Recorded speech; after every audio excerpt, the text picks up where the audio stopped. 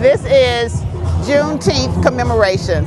You know, it's a day for us to recognize that misinformation is not a good thing, but we're going to celebrate the good times and we're going to celebrate advancement. And African Americans are awesome, being celebrated today.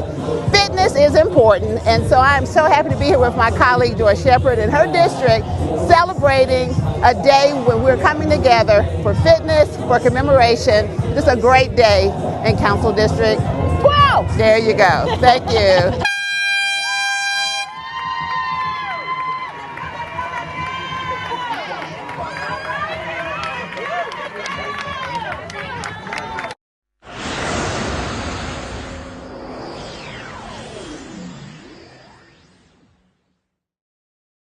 I am so happy to be out here this morning at Effect Fitness. They are a great fitness business in my community. It's great to be here this morning and just being out here without a mask and being able to get ready for the race for Juneteenth.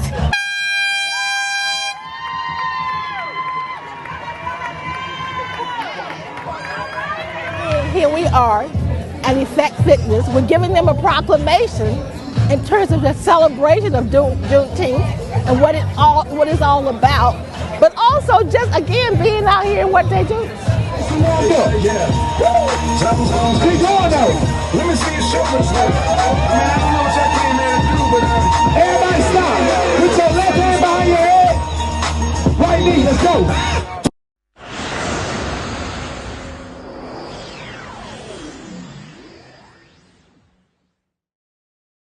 Well, we are here because we are celebrating 10 years of the existence of Jenny Drake Park. And I'm so proud to be here as council member who represented this district. Miss Jenny Drake, who the park is named after, lived next door. She would call my office almost every other day. If a leaf fell off a tree in this park, she would call. And she was always a great caretaker. And so it's a great story. Today, the proclamation, of course, is celebrating 10 years of this park. But it's also great that it is the Juneteenth celebration, because we're celebrating not only that enslaved African Americans were freed, finally, when they had already been freed 2 years ago, but it's also freeing up this community to have a wonderful, lovely green space where they can come and commune with nature. So all of it comes together for the good.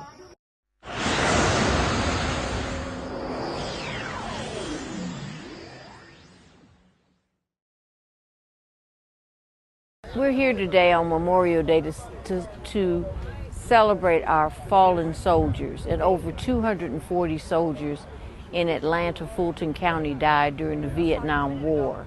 So this is an opportunity for us to remember them. They have not been forgotten. Also, as part of that, we're planning on building some type of monument for them here in Piedmont Park. So I've been working along with some of the Vietnam veterans, because those are the veterans that are in my era, okay? And so we want to make sure we recognize them. They were the only group of soldiers that really was not recognized when they came back out of the war, when they came home. And I think they really felt as though they had been forgotten, that nobody appreciated the service that they provided overseas, and we do appreciate their service. I come from a family of service people. My father was a World War II vet. I also have two cousins that were in the Army and in the Navy. So I have a high level of respect for the veterans who really have kept us free, have been able to allow us the freedoms that we have here in this country. I've traveled to many places around the world, and I always kiss the ground when I come back to America, because I understand that we have more freedoms than anyone else, in spite of the struggles that we have. Now, we still need to fight for our rights, but we have that freedom that no one else has here in America.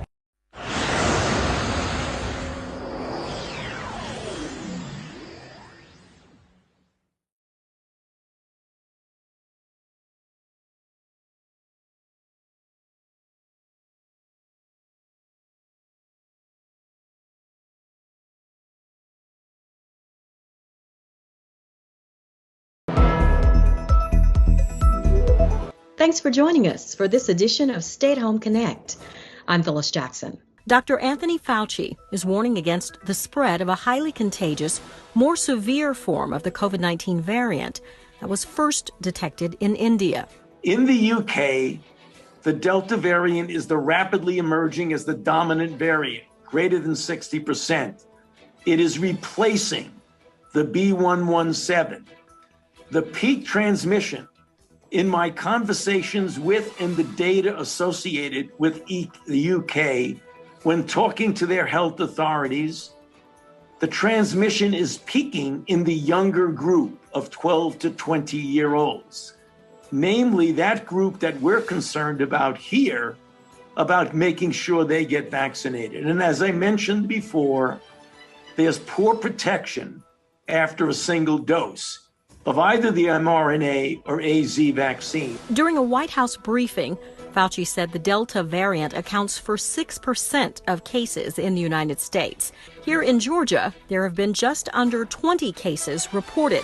According to a White House task force report, Georgia ranks 45th for COVID vaccinations. Fauci says it's important for all Americans to get vaccinated. The White House has a goal of vaccinating 70% of the U.S. population by July 4th. The largest vaccination site in the Southeast closes its doors. Mercedes-Benz Stadium shut down its community vaccination center earlier this week. Over 300,000 vaccinations were administered at the center. Johnson & Johnson says it wants to extend the shelf life of its single-dose vaccine. The company is conducting stability testing. The current vaccine can live up to 3 months, longer if it's frozen.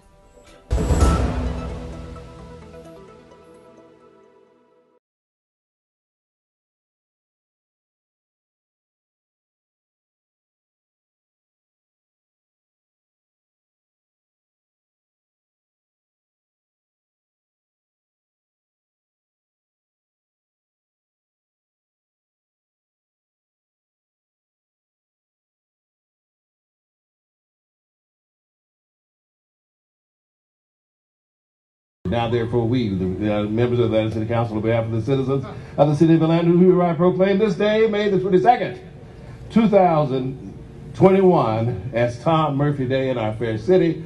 In witness thereof, we cause the seal of the city of Atlanta to be hereunto affixed. Congratulations. We're here today to celebrate Tom Murphy and 40 years of his restaurant Murphy's in the heart of Virginia Highland. But that's unusual these days to have a business owner, locally owned, lives in the area for that period of time. And, you know, he serves a fantastic meal. It's a place people come for baby showers, for brunches, for weddings, and he's been tremendous in giving back to the community as well. I'm just so excited that Tom says that they're back to their pre-COVID business. People are out and about. He's making it a safe place to eat. I've been back here, and it's one of my favorite places, and I hope people will get out as they feel comfortable and back into their local restaurants.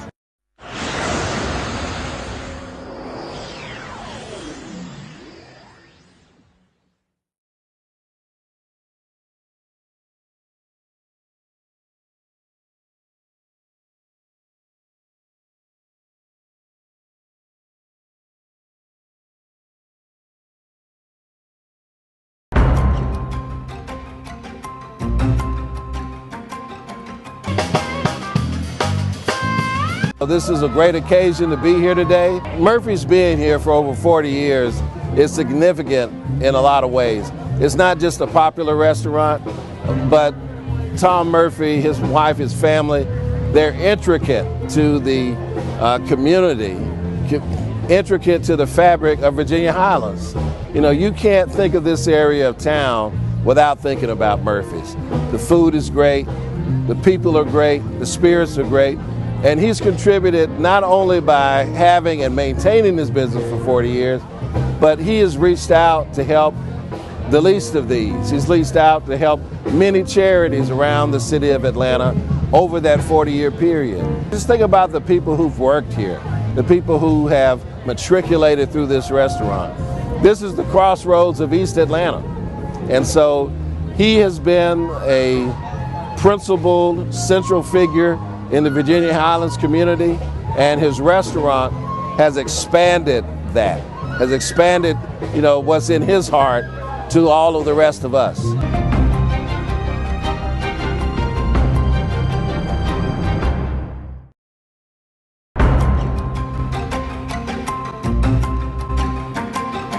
We're out here downtown today celebrating the completion of 4 projects that were voted on during our Downtown Decides participatory budgeting process. And we're riding a bike from one location to the other to do a ribbon cutting in each of the 4 transportation projects. Some of the projects we're celebrating today are new bike lanes in the Central Business District, the painting of an island in the middle of the road yellow so people can see it, and some new trash cans in the Sweet Auburn corridor. This is the direct result of citizens participating in this program. This is the first time we've done participatory budgeting in Atlanta, and it puts the power directly in people's hands on how tax dollars are spent, and we're just thrilled with the response and the success of the program so far.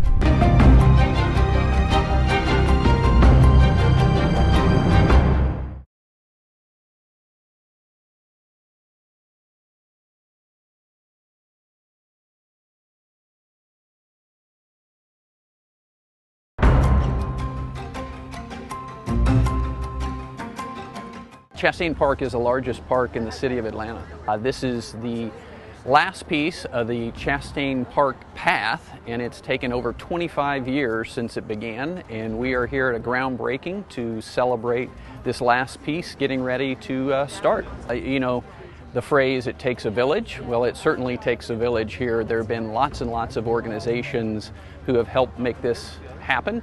I think there are over 500,000 people and probably about 250,000 dogs that use the path each year. It's an asset that is used by many, many people, from young people walking along to people on bikes to people running and exercising and folks coming after work to enjoy a stroll in the park. And the path has really been a catalyst for revitalizing the park, and so lots of park partners here today with NYO and the horse park and the pool, and it's a wonderful time to celebrate together.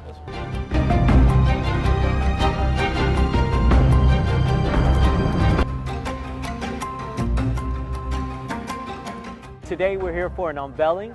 We're unveiling an urban farm, one of the biggest urban farms that will be based here in District 3, and we're here to address the food insecurities that this district has faced for decades. And I think what's so innovative about this idea is that we've partnered with Washington High School, with Greenleaf Farms. We're going to be partnering with the American Heart Association to bring together an ag STEM program that's going to cultivate new, young, fresh blood in urban farming that's going to really be focused on how we can move together as a community in addressing food insecurities within Atlanta. It is time that we take action in our own hands and we start cultivating innovative opportunities like an urban farm, like a grocery retail model where we can pipeline produce into the communities and really help lift up and support our residents.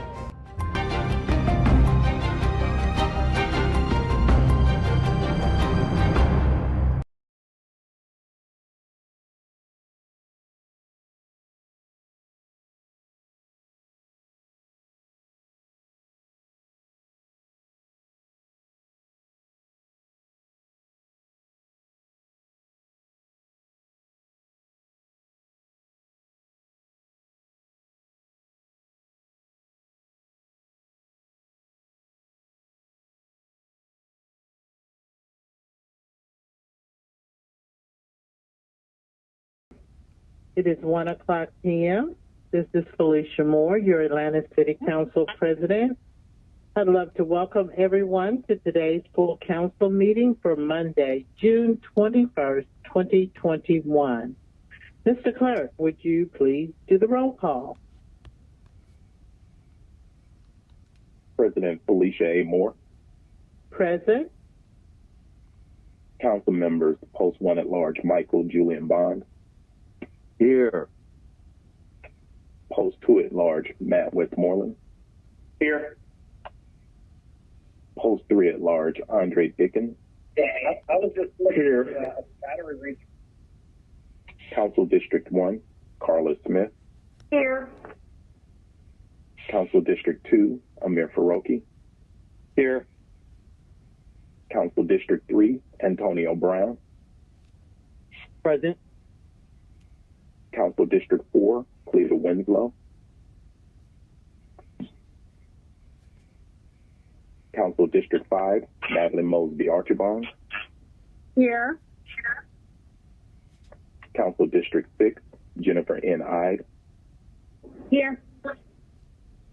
Council District 7, Howard Shook. Aye.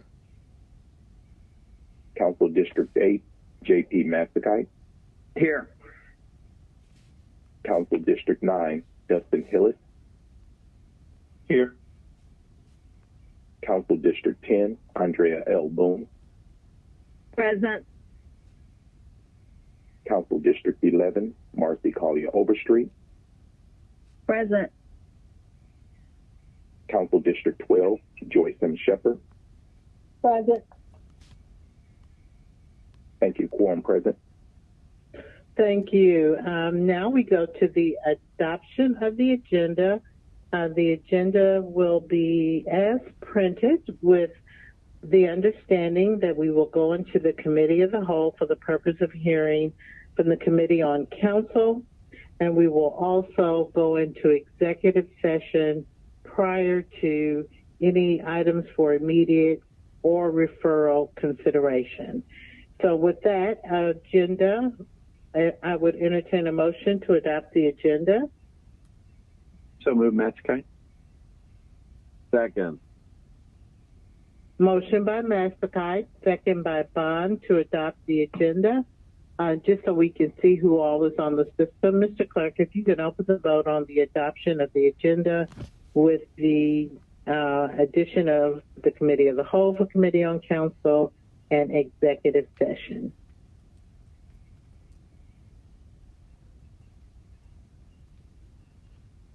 Please hold.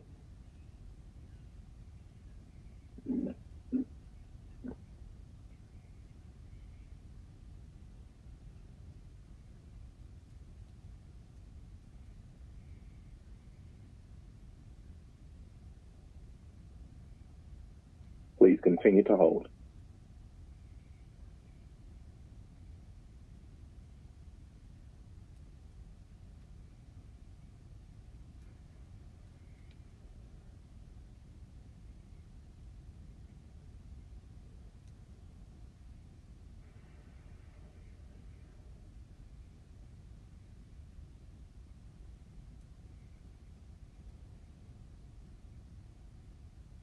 Okay, seems like it's a delay in doing that. We'll just key up for our next vote later on. And on unanimous consent, if there's no objection, we will consider the agenda adopted. Now, just from some quick remarks, again, welcome. Hope all the fathers had a great Father's Day on yesterday. And to the newest father on council, Mr. Mir Faroki, I'm sure it was a special day for you. So despite the rain, we also were able to commemorate and celebrate Juneteenth around the city and beyond. Very happy that it became a national holiday as well. And then everybody's got to be happy and congratulating our Atlanta Hawks. We're going to the Eastern Conference Finals, so yay to the Hawks for your great victory. Now to the moment of silence. Our continued thoughts and prayers are with those that are directly affected by COVID-19. It is still out there. I hope people are not getting too lax. Even if you're vaccinated, you still can get COVID. But please make sure that you're keeping your distance and being very cautious. And then I also want to just give a special note for those who have experienced violence in our city and outside of our city. It's happening here as well as around the country. Not everything makes the news. I'm really saddened to hear a constituent who I've been communicating with who's complained about some of the activity in and around their home and their business owner who had their vehicle shot up while they were in it, fortunate. But then this weekend called me because they flashed their lights at someone who was in the middle of the road and that made them mad, and 4 people dragged him out of his vehicle and beat him, and he was injured, but he is alive. He's fine, considering the situation. So, I know this is a hot summer, and the people who need to hear it probably aren't hearing it, but people need to exercise their patience, and they also need to care for other people and not just commit these senseless acts of violence. Like I said, some we hear on the news and others we do not. Are there any members of council who wish to add to our moment of silence? Please indicate with your speaker button. I don't see anyone with the speaker button. If you are not on the system, yes, go ahead, Mr. Bond. Thank you, Madam President. I would just ask for us to extend our sympathy to our municipal court judge, Crystal Gaines, who lost her husband, my cousin, Eric Bond, on Thursday night. They have been married for some time. They have children, and he finished his career here at the city of Atlanta. So he passed Thursday, and if we could remember Crystal and Freddie in our prayers and thoughts, I would appreciate it. Thank you, Mr. Bond, for bringing that to our attention, and we certainly will. Mr. Brown. Yes, Madam President. I want to give my condolences to the family of Daryl Anderson and Kimberly Finley, who and their entire family, who lost their grandmother, Miss Mabel Avery, who was a pioneer in the Summer Hill neighborhood and a very active member in the church, and always gave back to the community. And we were able to recognize her life this past Saturday, and I just want to send my condolences to their family. Thank you, Mr. Brown. Anyone else? If not, let's enter into a moment of silent meditation on the thoughts that were expressed, also for those that we may have not known to recognize today.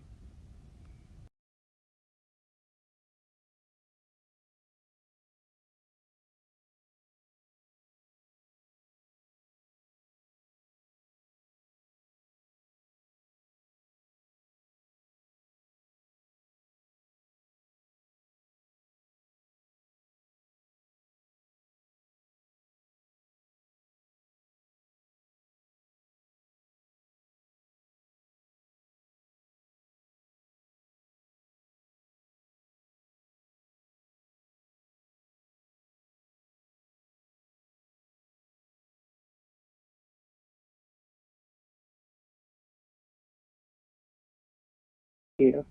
Now we will go to our invocation.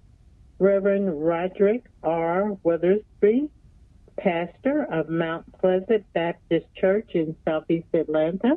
Are you on the line?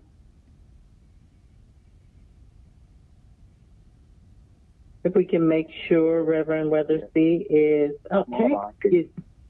Yes, we hear you now. Thank you so much for joining us. All right. Yes, we hear you. We hear you, Reverend Weathersby, and thank you so much for joining us. If you could offer us our invocation for today.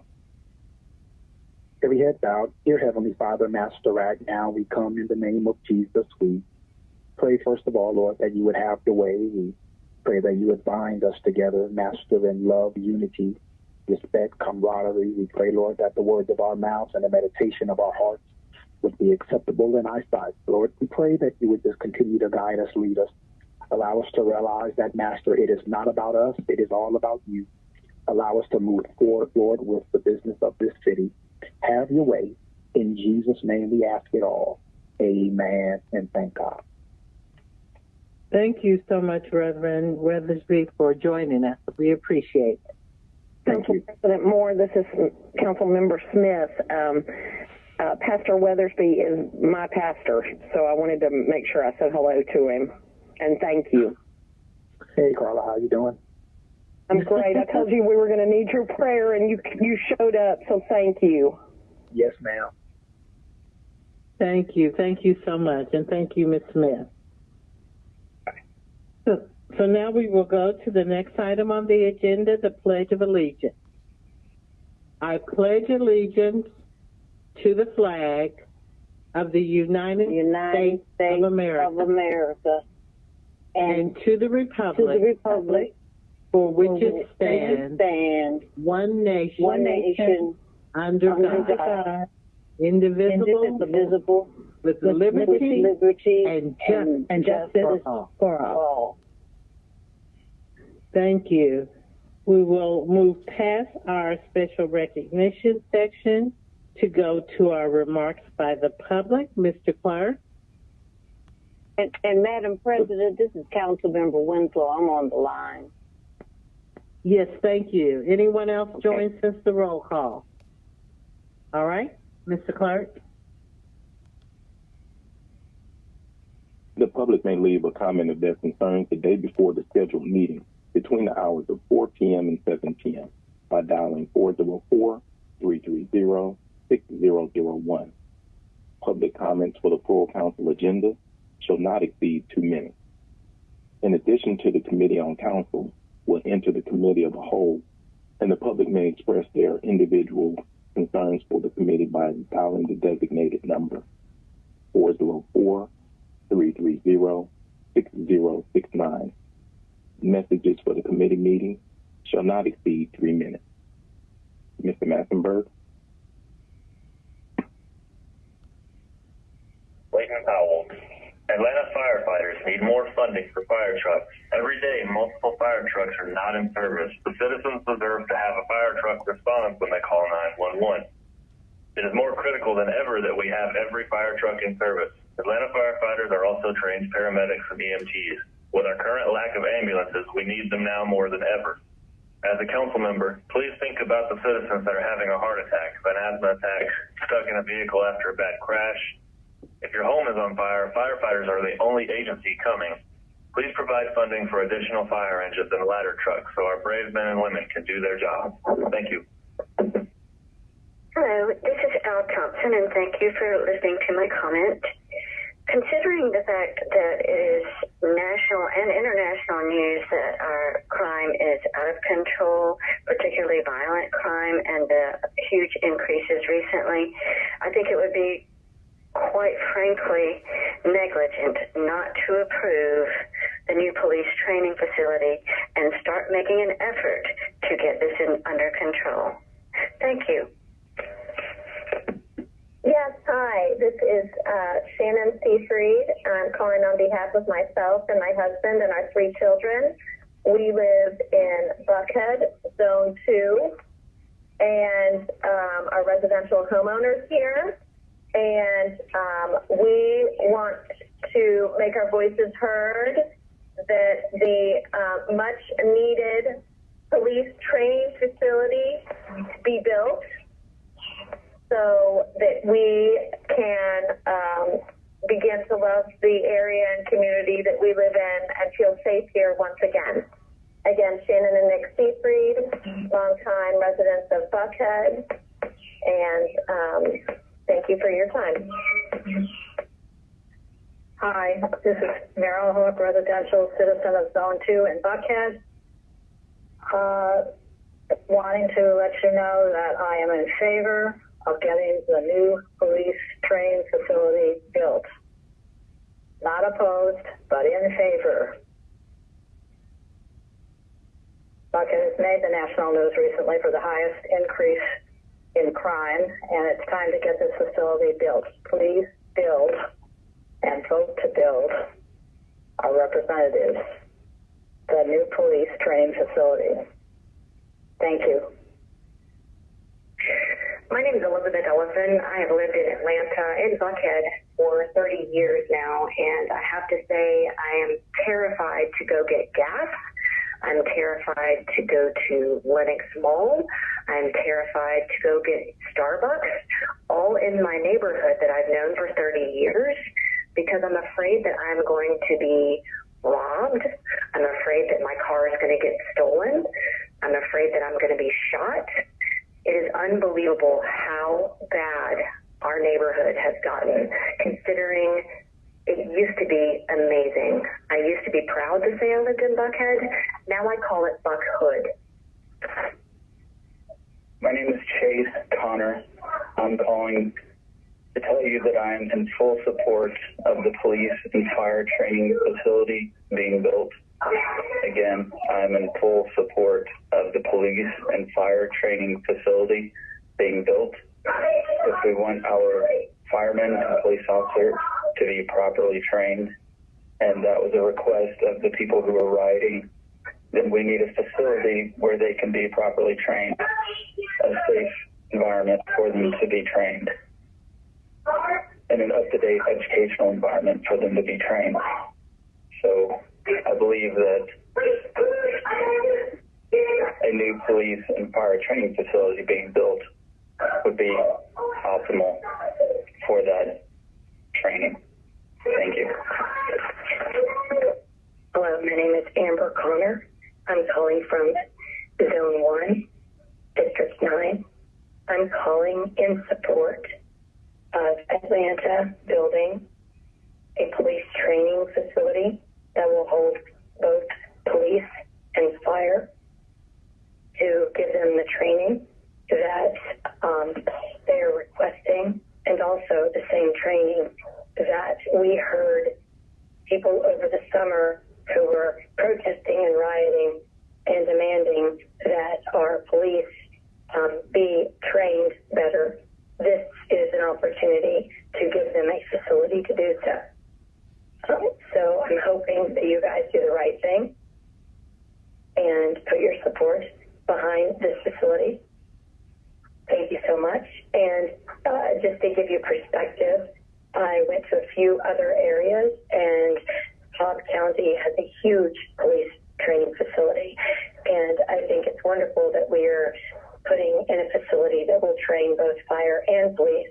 It's a great way to use space, whereas some other cities have two separate facilities.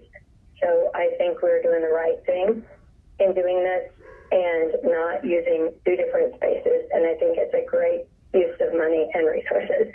Thank you so much. Hi, this is Sarah Chattel, and I live in Morningside, and I'm calling to let the City Council know that I am 100% in favor of using funds to create the police training facility.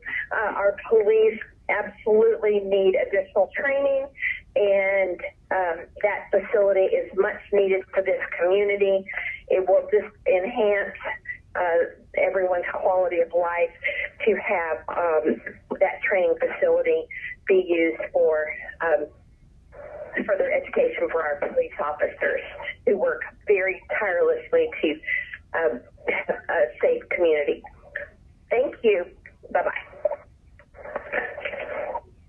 My name is Elena Mesa, and I've been living in Atlanta pretty much my whole life, and just wanted to express my concern for the growing crime rate, specifically in violent crimes. I think there should be additional funding and training for police officers to help combat this. Thank you. This is Steve Carr, and I've got a couple of issues I wanted to comment on, and there will probably be implicit questions in them, so should anybody want to call me back, which I would appreciate, I can be reached at 678-886-8666.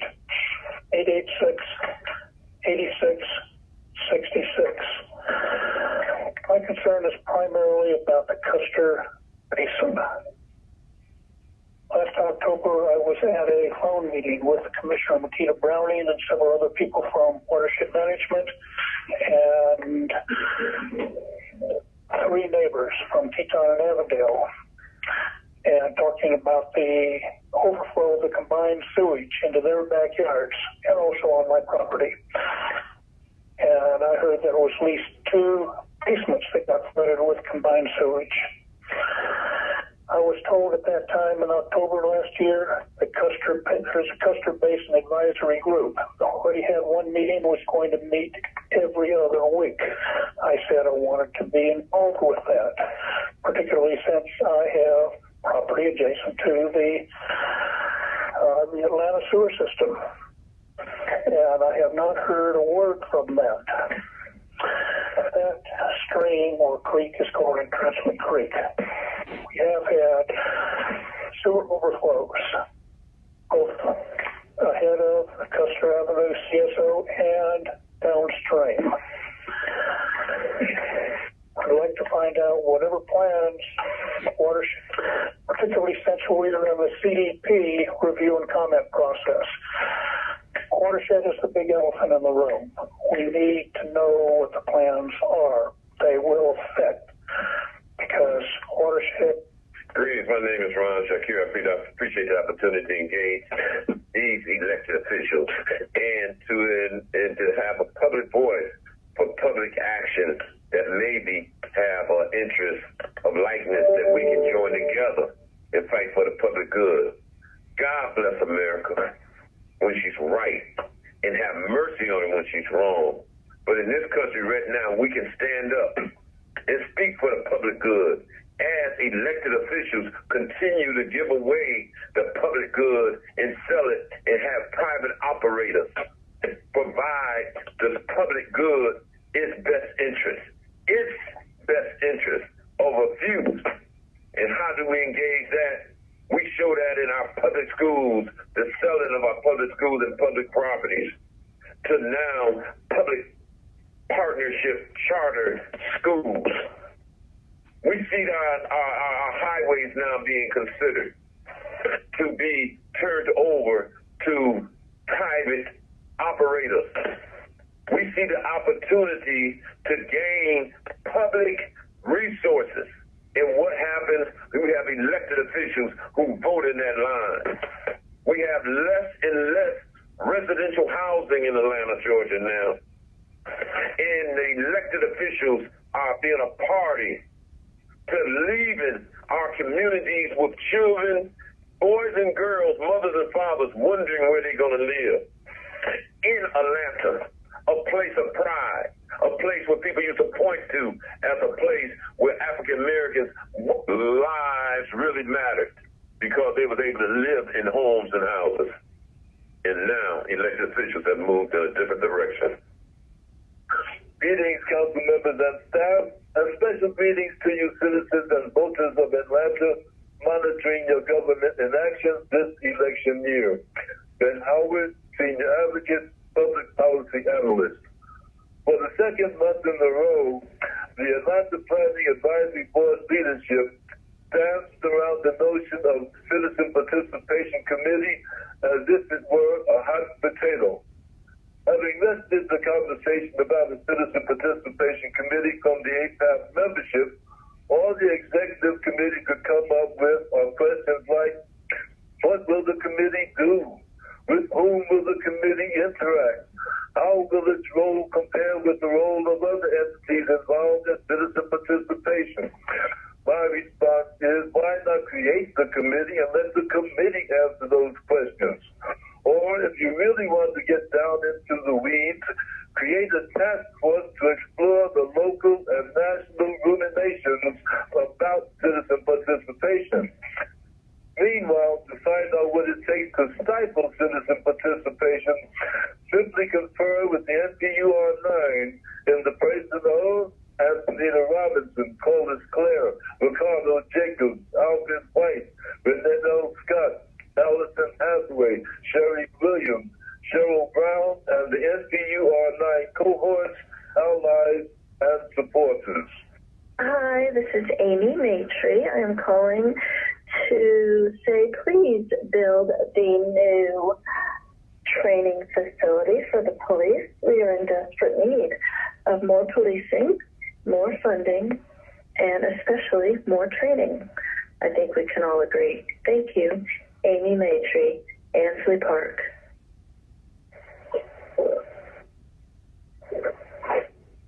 Hi, this is Jennifer Jennifer Ayers. I'm a Berkeley Park resident. I'm calling in support of moving forward on a yes vote for the police and firefighters new training facilities. I'm disgusted that this is even up for debate. Would you report to work in a building such as the one they are currently expected to use? I suspect not. We cannot, as a city, expect to attract and hire reputable candidates or fire recruits or to retain exceptional officers if we have an outdated and disgusting facility for them to train and perform continuing education in. This must change today. Stop playing politics and vote yes to providing our police and firefighters with long overdue facilities that they deserve. Then we can begin to attract the best and to fill the positions that we have and help take back our city to begin to get a handle on the crime. Please vote yes in favor of moving forward with building these new facilities and giving our police and our firefighters the facilities that they deserve, which are very long overdue. Thank you. Hi, my name is Christy Lozado, and I am a homeowner in Midtown, City of Atlanta. I would like to voice my opinion on the new police training facility for the council to vote yes, and anything that we need to support our police so that we can cut this terrible crime in Atlanta. So I would like again to state that I would like the city council to vote in favor of building the new police facility. Thank you. Peace and love. I am Mabel Thomas. And the question before the Atlanta City Council today is whether working class poor people have the right to control, direct, or even have voice in their own community. We have dreams and aspirations like everyone else. The upcoming election will be a referendum on whether we will move forward with an equitable Atlanta, or as Mayor Bottom says, we must bridge the wealth gap in Atlanta. I served this city born and raised, fought for justice for all, yet Johnny comes lately have conspired to run for office on the backs of poor folks, all the while hollering poverty, and yet at the same time serving their own interests. Stop gentrification. We need good jobs and entrepreneurial opportunities, affordable housing, and freedom from all the event venues popping up in Vine City and English Avenue in residential areas. Additionally, we must not live in fear. Public safety, planning issues, zoning issues are essential to us as well.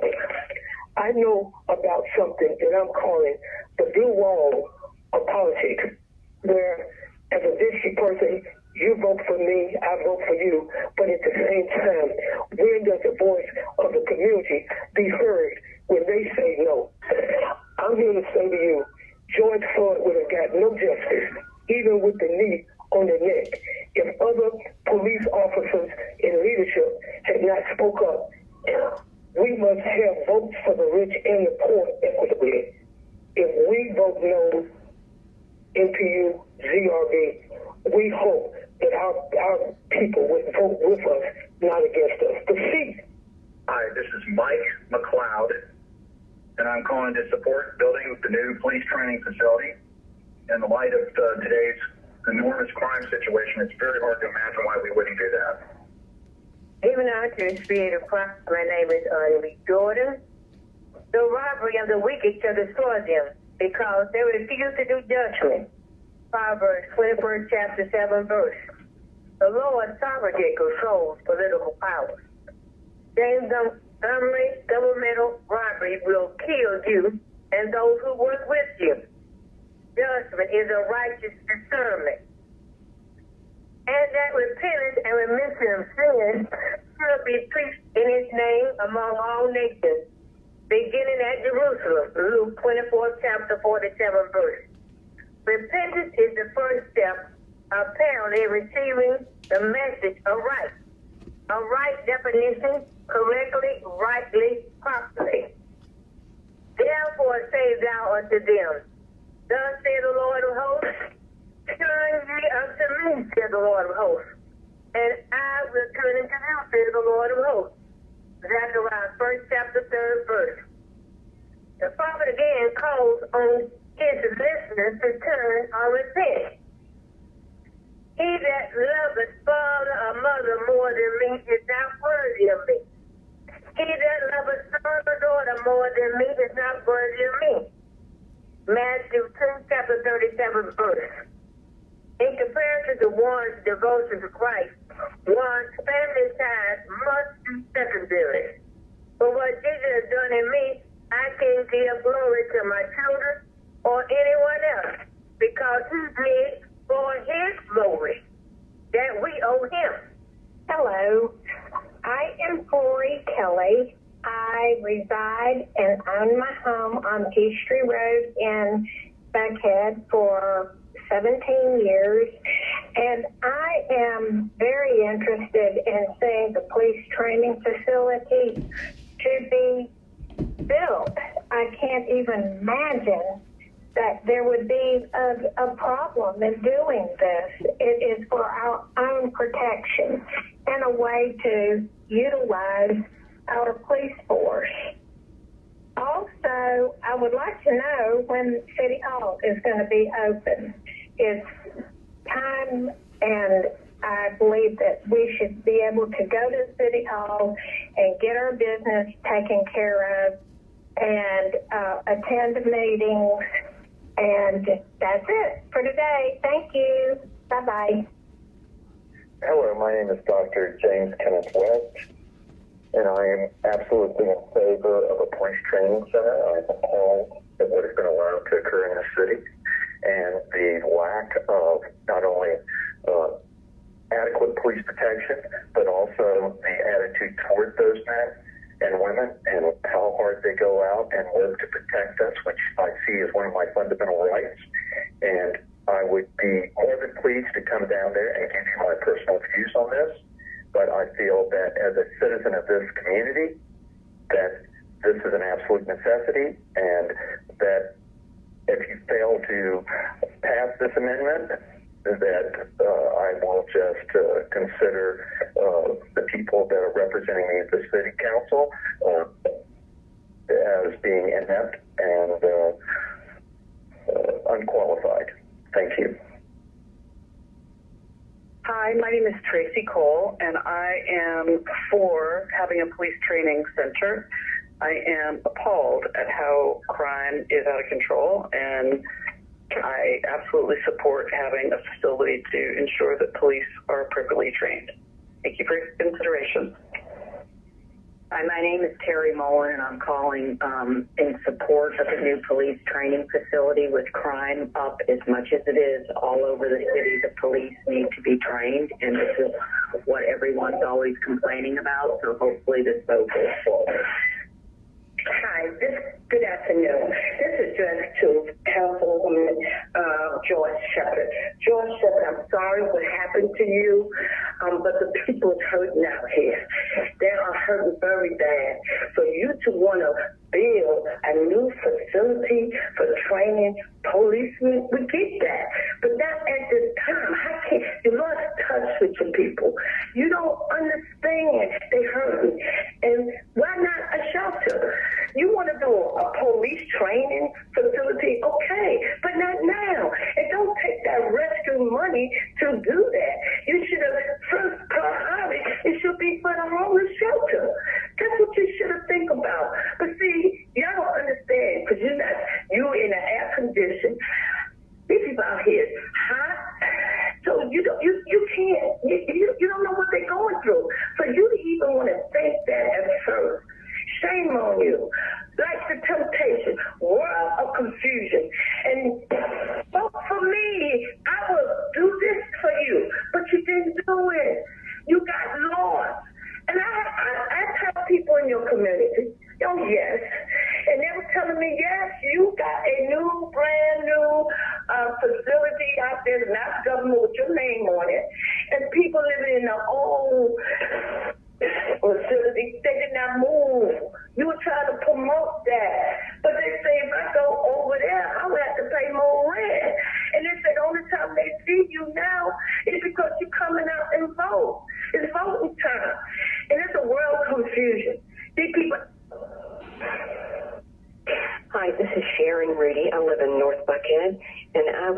express my support for the new police training center. Thank you.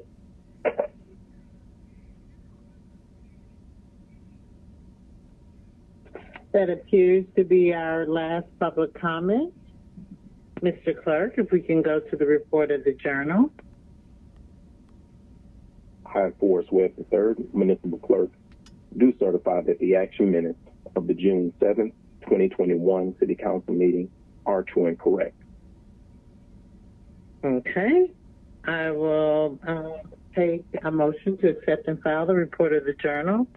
So moved, Massachusetts. Second. Motion by Massachusetts, second by Bond on unanimous consent of members present. If there's no objection, we will accept and file the report of the journal. Communications. Yes, Madam President. Currently, unanimous consent is 15 yeas, 0 nays. If I could found items 1 through 5 as a block. Proceed. 21-C-0080, a communication from Mayor Keisha Lance Bottoms appointing Mr. Balaram Bandari to serve as the Aviation General Manager for the City of Atlanta. 21-C-0081, a communication from Mayor Keisha Lance Bottoms appointing Acting Commissioner of Human Resources, Mr. Jeffrey Norman, to serve as the Permanent Commissioner for Human Resources for the City of Atlanta. 21-C-0082, a communication from Mayor Keisha Lance Bottoms appointing Mr. Muhammad Bala to serve as the Chief Financial Officer for the City of Atlanta. 21-C-0083, a communication from Mayor Keisha Lance Bottoms appointing Mr. Jason Sankey to serve as the Chief Information Officer for the City of Atlanta. 21-C-0084, a communication from Mayor Keisha Lance Bottoms appointing Ms. Susie Ockleberry to serve as a member of the Civil Service Board on behalf of the City of Atlanta. This appointment is for a term of 3 years and replaces the expired term of Sterling Eves. Staff recommendation to refer to Finance Executive and Committee on Council. Let it follow that course. 21-C-0085, a communication from Councilmember Antonio Brown, District 3, reappointing Ms. Anessa Farrell to serve as a member of the Atlanta Commission on Women. This appointment is for a term of 2 years to begin retroactively March 5th, 2020, and expire March 4th, 2022. Staff recommendation to refer to Committee on Council. Let it follow that course. And Madam President, if I could find the last 2 items of the block. Proceed. 21-C-0086, a communication from Chief Procurement Officer Martin Clark submitting the June 1st, 2021 through June 4th, 2021 weekly contracts report. 21-C-0087, submitting the June 7th, 2021 through June 11th, 2021 weekly contracts report to the Atlanta City Council and Clerk of Council pursuant to Section 2-1142 of the Atlanta City Code of Ordinances. Staff recommendation to accept and file both. Okay, the staff recommendation is to accept and file. Can I get a motion to accept and file? So moved, Massachusetts. Second. Motion by Massachusetts, second by Bond to accept and file. Any discussion? Hearing none on unanimous consent of members present, it is accepted and filed with no objection. Mr. Clark. Duly noted, unanimous consent is 15 yeas, 0 nays. That concludes communications, Madam President. Thank you. We now go to consideration of veto legislation. There is none, Madam President. Now we're at Section K, unfinished business. There is no item, Madam President. All right, we're now at consent agenda. Consent agenda. Section 1, are there any items to be removed for the public? The consent agenda is consisting of items that have gone through the standing committees with unanimous approval. Any items to be removed? Council President, this is Councilmember Ide, I have 2 on finance exec, and let me just find them. I'm sorry. So they're going to be heard in your committee? You know what? I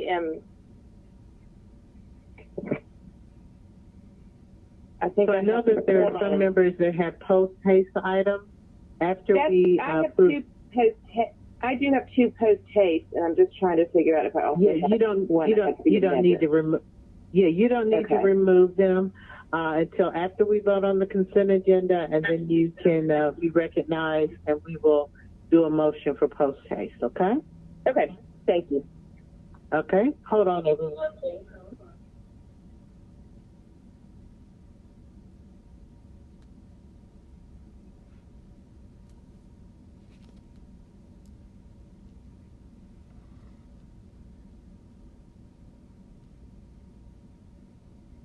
Check on item 19, page 17, or vice versa, I forgot. I think there was one that you were removing for your committee purpose.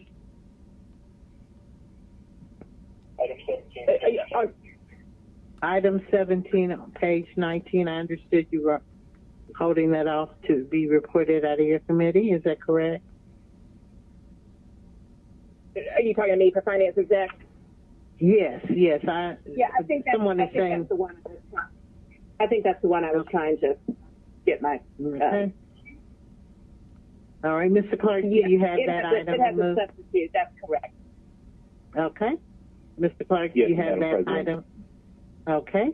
That item is 21-R- sorry, that item is 21-R-3567. That's correct. Okay. And let me just, that's right. I had that one and then the 2 post-haste. I'm sorry. All right, that's great. Any other items to be removed? Hearing none, let's open the vote on the consent agenda section 1, Midas, the item removed by Ms. Ide. Please hold. Madam President, this is Councilmember Winslow, and I'm not looking at the agenda, so I apologize. There was a paper that came up in the transportation meeting. Can you hear me? Yes, I can. I'm waiting. Yeah. I'm listening. And I think it was an administration paper, and I wasn't clear, and I didn't want to interfere because the chairman was running the meeting, but I wasn't clear on whether that ended up becoming a personal paper and it was dealing with, I think, African American, it might have been a Walk of Fame, something that happened last week. Mm-hmm. And so I don't know, is it on the consent agenda? And I'm not sure because I'm not looking at the agenda. Okay, so what would you like to happen, Ms. Winslow? Well, and I'm not sure. I had a little angst about, if it was a committee paper, if it was a personal paper, but it's one thing. But if it was a paper from the mayor's office, I think names were put on there, so I was just unclear as to if that was something that was proper or something we've ever done before. I just didn't know, and I may be misspeaking. I can provide clarity. Hold on, everybody. Hold on. As I remember, it was a personal paper, but is that Ms. Overstreet? It is. Okay, go ahead. It was a personal paper. Okay. Go ahead. No, it was a paper that was given to me to sponsor from the administration. Councilmember Brown had a duplicate paper, and we filed his paper and kept the administration's paper, but his name first. It's in his district, and it was all cleared up during committee. Okay, thank you. Okay, that's all I wanted to know. I was just a little turned around, and okay, thank you. I appreciate that. You're welcome. Yeah. Okay, so let's open the vote on the consent agenda, please. The vote is now open.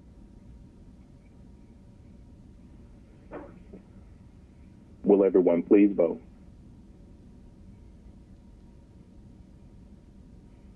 Mr. Bond, how do you vote? Aye. Ms. Shepherd, how do you vote? Aye. Ms. Overstreet?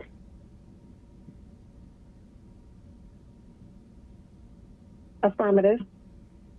Mr. Massacite? Yes. Mr. Shook? Aye. And Ms. Winslow?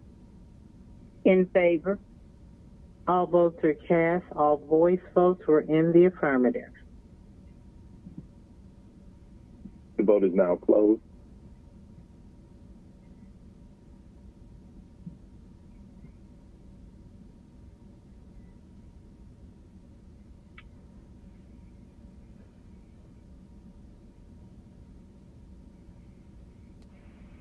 Populating votes.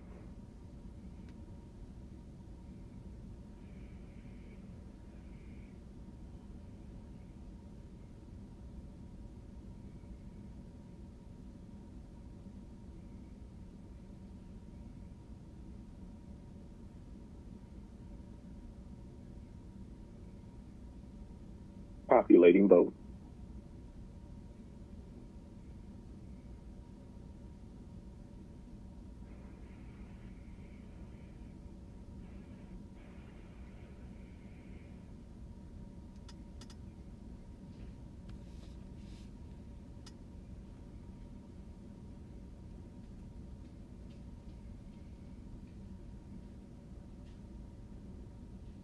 Still populating votes.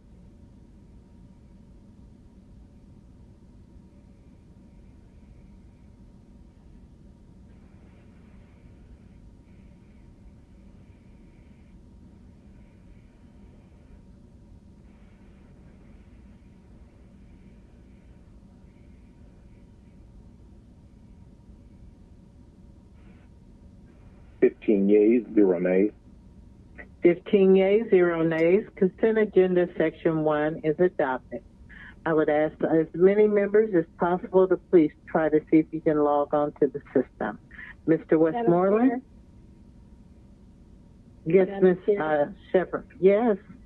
And I'm hoping this is the place to do this. I need to actually, something that was approved on the consent agenda, I need to move it to the mayor's office post haste. Okay, so you will be, as soon as first Mr. Westmoreland is asked to speak, Ms. Ide, and then you can come next. Just hit your speaker button. Thank you. You're welcome. All right, Mr. Westmoreland. Yes, Madam President, I have the first two of what it sounds like will be a few items to send post haste. The first one is on page 13. It's item number 3221-0-0380.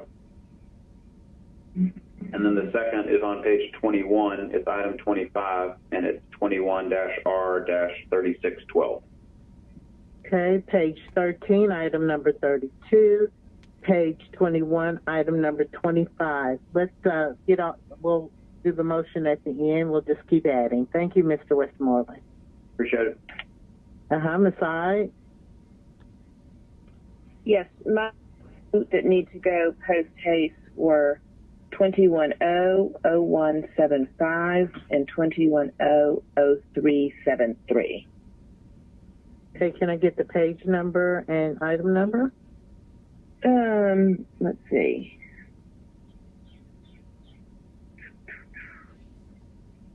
It is item 17 on page. Nope, that's not one that got removed. Is this 17 on? Okay. No, I'm getting my turned around on one that I pulled off of consent and not. It is item number 13 on page 7, and then item number 28 on page 12. Okay, item number 13 on page 7, item number 28 on page 12. Okay, Ms. Shepherd? item number resolution 21-R-3611. It's on page 16, item number 3. Page 16, item number 3 from Ms. Shepherd. Would you make a motion that all the items go to the mayor's office post haste, please? I motion that all items go to the mayor's office post haste. Is there a second? Second, aye. Second by aye. Motion by Shepherd that item number 32 on page 13, item number 25 on page 21, item number 13 on page 7, item number 28 on page 12, and item number 3 on page 16. Ms. Shepherd's was item number 3 on page 16. Madam Chair, you got it reversed. Page 16, page 16, item number, I'm sorry, did you say item number 3 on page 16? I'm sorry. Yes, item 3, page 16. Let's see, any others? All right, let's let's just do this. If there's no objection, on unanimous consent, those items will be sent to the mayor's office post haste. Mr. Clerk? Duly noted. Post haste is 15 yeas, 0 nays. All right. Also, just as a note, the post haste items will be sent immediately at the conclusion of the meeting. We're not able to send them during the meeting, but they will go post haste. So now we're in section 2. These items are to be referred to the respective standing committee, and they will follow that course. That's for consent agenda, section 2. All items are hereby referred. We're now at the report of the standing committees. The first is the Committee on Council, which will go into the Committee of the Whole. The Honorable J.P. Massacite, Chair. Thank you, Madam President. Do I need to make a motion to go into the Committee of the Whole? That would be nice. Yes, so moved. Second. Motion by Massacite, second by Brown to enter into the Committee of the Whole. If there's no objection, on unanimous consent of members present, we will now enter Committee of the Whole. Hearing no objections, we are now in Committee of the Whole, Mr. Clerk. Thank you, Madam President. Noted. Hold on, Mr. Clerk. Sure. Hold on, Mr. Massacite. Go ahead, Mr. Clerk. Duly noted. Unanimous consent is 15 yeas, 0 nays. Thank you. All right. Thank you, Madam President. This is the meeting of the Committee on Council. First item is public comment. If you could please play the public comments.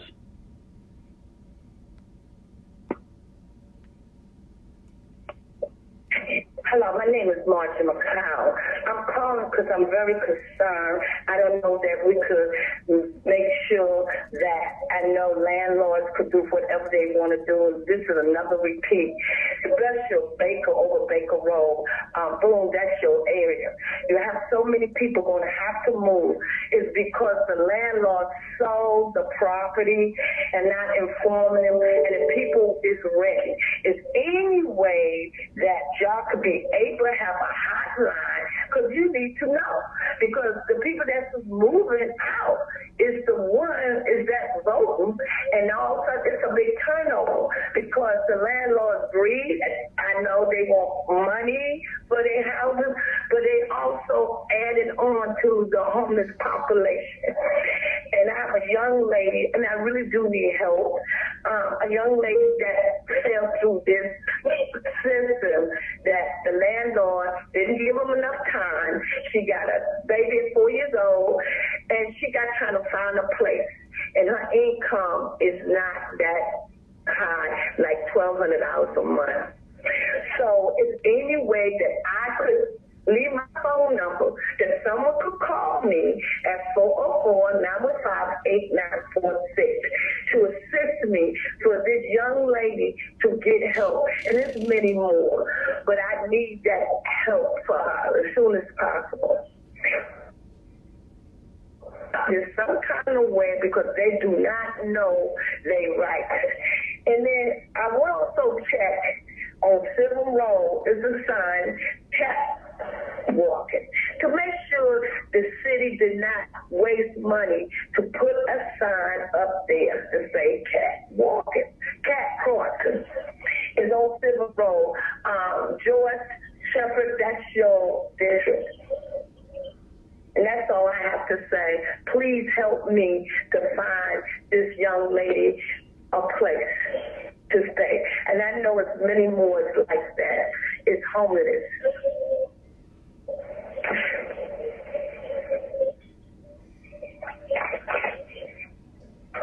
Greetings, members and staff of the City of Atlanta Committee on Council, and special greetings to you citizens and voters of Atlanta who are paying attention to who's paying attention to public comment. Ben Howard, Senior Advocate, Public Policy Analyst. Let the following comments apply to whomever the shoe fits. When you cut off my public comments from being aired publicly, you further convince me that doing right to expose wrongdoing is taking its toll on perpetrators. Neighborhood Planning Unit R is a great place to start any conversation about ethics. At the NPUR meeting on June 2nd, a presenter was given some time to discuss his proposal.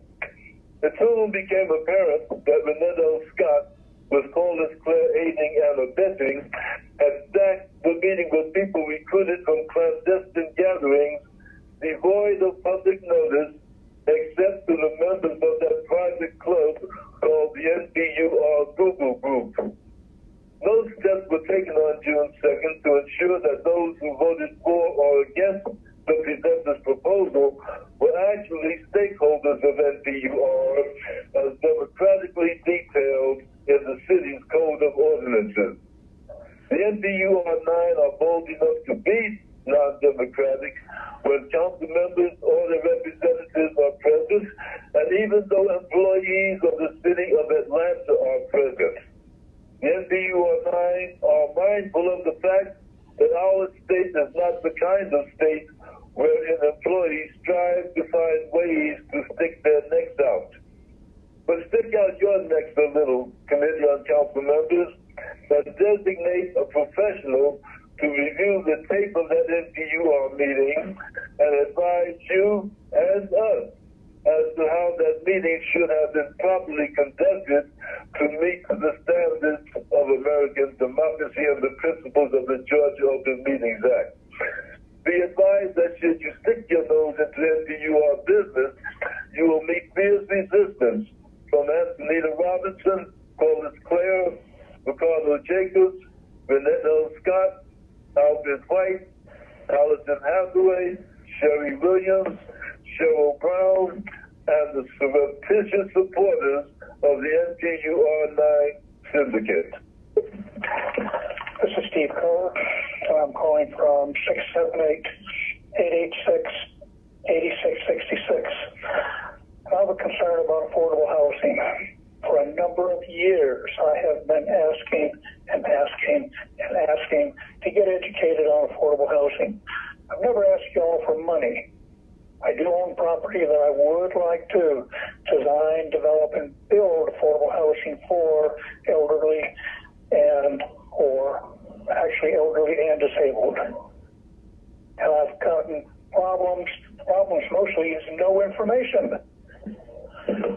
I was at the last Thursday afternoon CDP get-together, and I want to get that 150-page document. I was promised by Leo LaRue that would be given to me Friday. Well, by Saturday's APAB meeting, I had not heard a word. I would appreciate getting it. Again, call my number. We'll figure out the logistics. I'm putting that in my hand. I'm at 678-886-8666.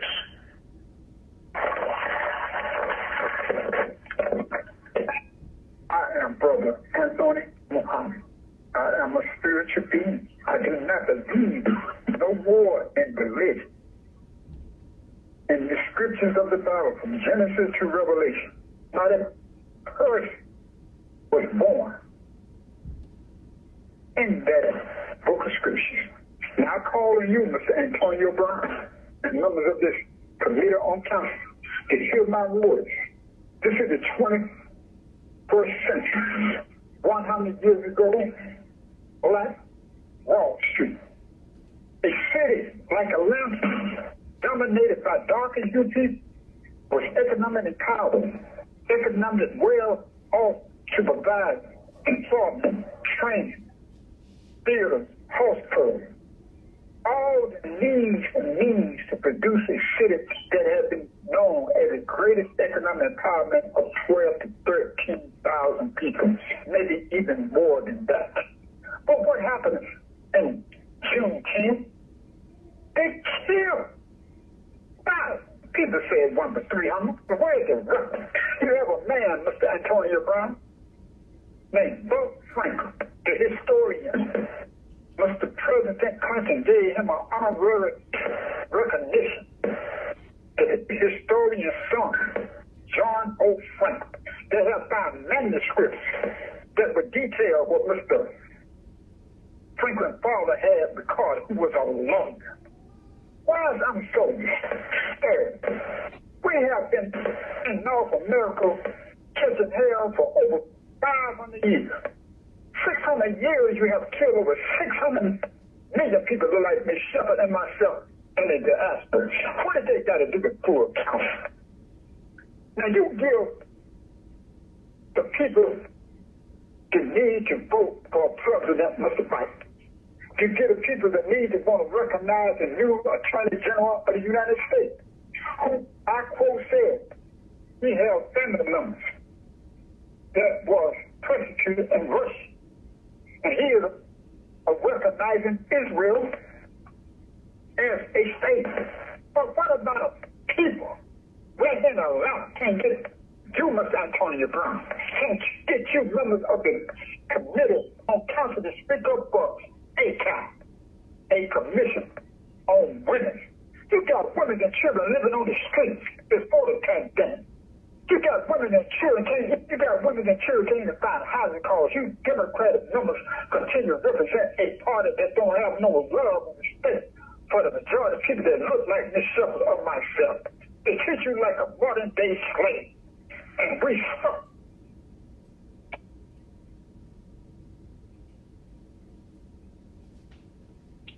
All right, I think that concludes public comment. Next item on the agenda are communications. There's no objection. I'd like to take the first 4 communications as a block. Proceed. Thank you. First item is 21C0074, a communication from John Amon, President of the CEO of Westside Future Fund, submitting the appointment of Mr. Derek Jordan to serve as a member of the Rodney Hook Senior Park Historic Oversight Committee. This is favorable by CDHS on the 15th of June. Next item is 21C0075, a communication from Mayor Keisha Lance Bottoms, appointing Ms. S. Tanae Traylor to serve as a member of the Atlanta Housing Authority Board of Commissioners for the City of Atlanta. This appointment is for a term of 5 years, and this was favorable by CDHS on the 15th of June. Next item is 21C0078, communication from Ms. Karen Bremer, President and CEO of the Georgia Restaurants Association, appointing Mr. Steve Simon to serve as a member of the Alcohol Technical Advisory Group 3. This was favorable by the Public Safety and Legal Administration Committee on the 14th of June. And the fourth item is 21C0079, a communication from council members Dustin Hillis, Andrea Boone, Marcy Collier Overstreet, Joyce Shepard, and Andre Dickens, reappointing Mr. Paul Sturdivant to serve as a member of the Keep Atlanta Beautiful Commission. This appointment is for a term of 2 years to begin retroactively on March 4th, 2021 and expire March 3rd, 2023. This was favorable by City Utilities Committee on the 15th of June. I'll make a motion to approve. There's a motion to approve. Who's the second? Archibald. Second by Archibald. Any discussion? Hearing none, let's open the vote on the motion to approve the 4 items. The vote is open. Will everyone please vote?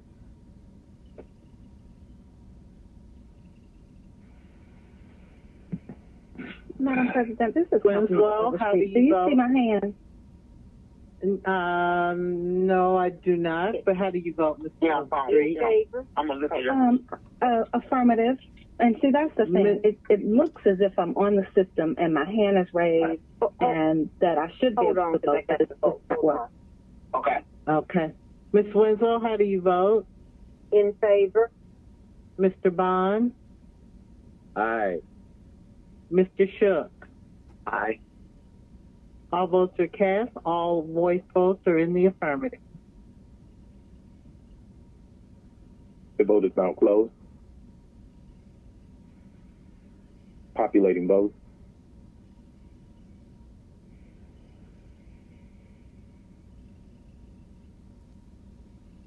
Populating votes.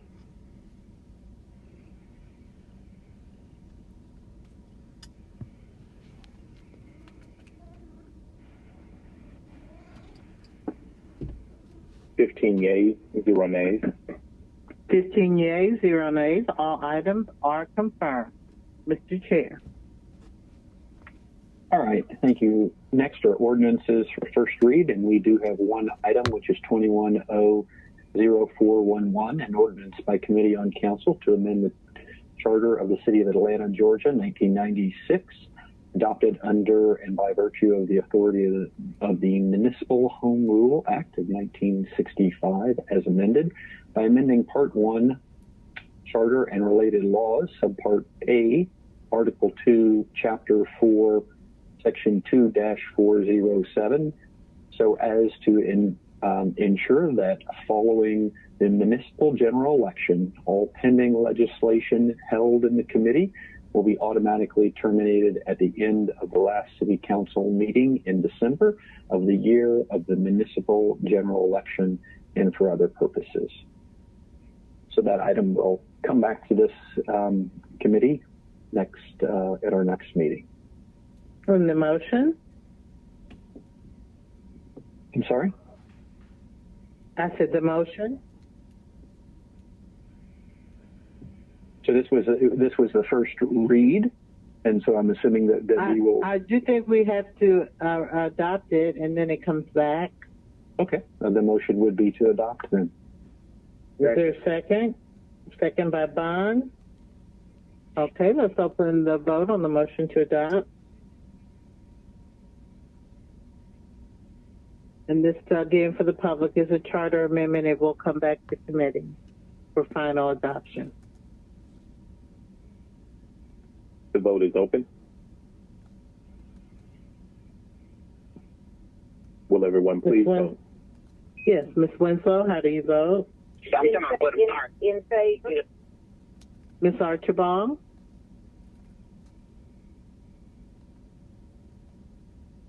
Mr. Hillis? Ms. Archibald?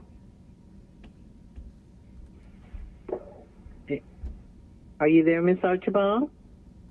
You may be muted. Okay, I do not hear Ms. Archibald, so the vote can close.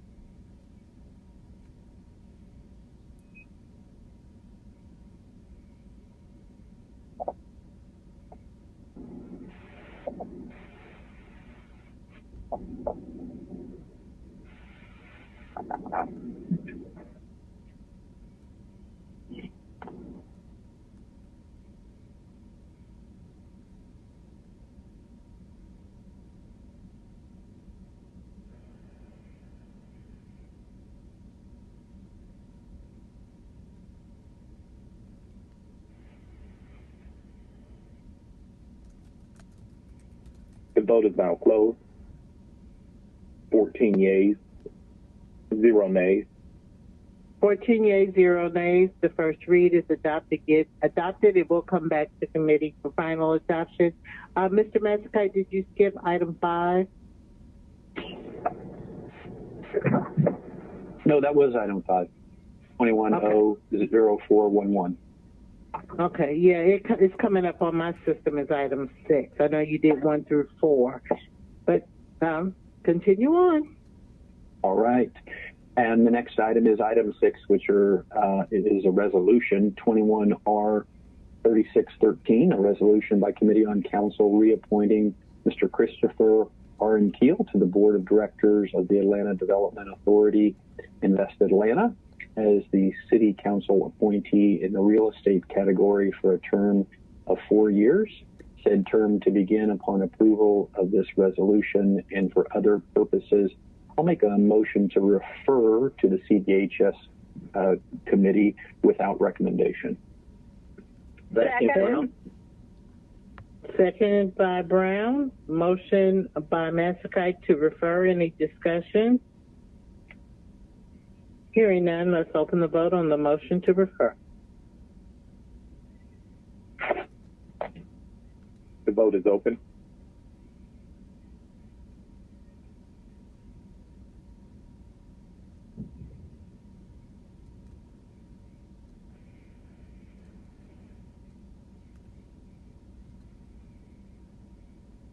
Ms. Winslow, how do you vote? In favor. Mr. Bond? Aye. Ms. Archibald? Yes. Okay. All votes are cast. All voice votes are in the affirmative. The vote is now closed. Populating vote.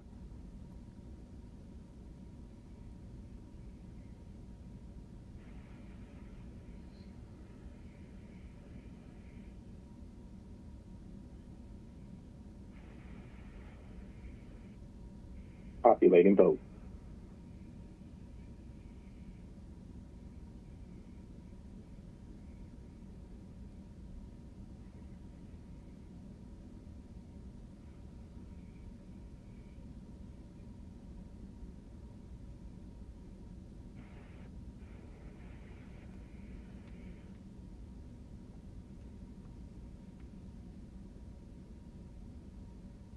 The vote is now closed. 14 yeas, 0 nays. All 15, I believe, voted. Ms. Archibald voted in the affirmative. Apologies, duly noted. 15 yeas, 0 nays. 15 yeas, 0 nays. It is referred to committee. Mr. Chair. Thank you, Madam President. That concludes the business of the Committee on Council for today. All right, I'll entertain a motion to go back into regular session or to exit Committee of the Whole. Motion is to exit Committee of the Whole. Is there a second? Second. Okay, second from Mr. Bond to exit the Committee of the Whole. If there's no objection on unanimous consent of members present, we will exit the Committee of the Whole, Mr. Clerk. Duly noted, unanimous consent is 15 yeas, 0 nays. 15 yeas, 0 nays. We are now back in regular session, and I'll entertain a motion to adopt in gross all actions taken in the Committee of the Whole. So move, Matsakite. Second. Second by Bonds. Motion by Matsakite to adopt in gross all actions taken in the Committee of the Whole. Mr. Clerk, if you can open the vote. Please hold.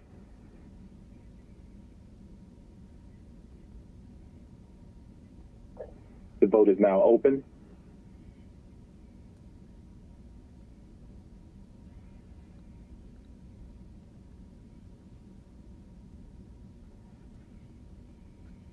Ms. Winslow, how do you vote? In favor. Ms. Archibald? Yes. Mr. Shook? Aye. All votes are cast. All voice votes are in the affirmative.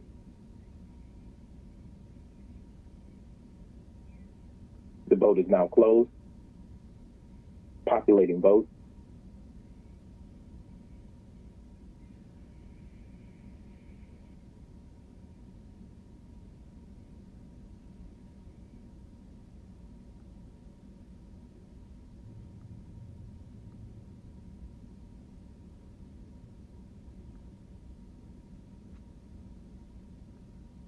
Mr. Clerk?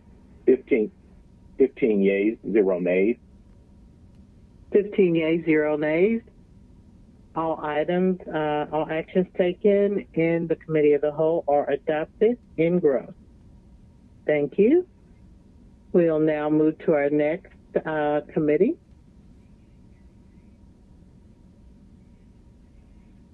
I have to figure which one it is. My system moved on. I think it's me, Madam Chair. I think it's Public Safety. Okay, yes.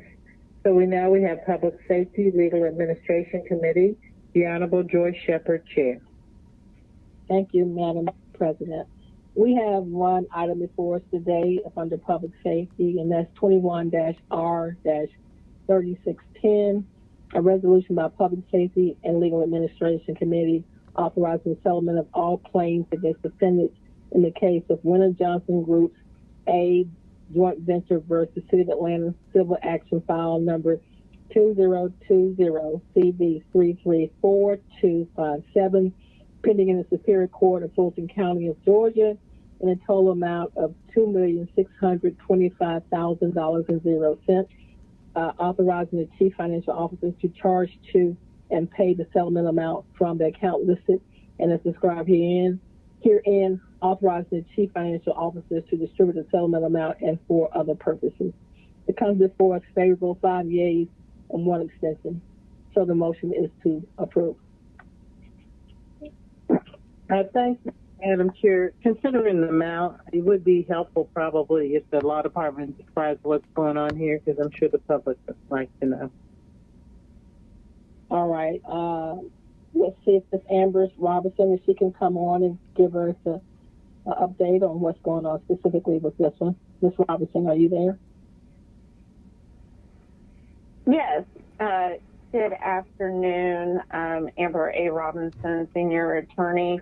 This particular piece of legislation is a settlement of a lawsuit that is a contract dispute concerning the vendor or contractor whom was hired by the city to build the Grant Park parking deck.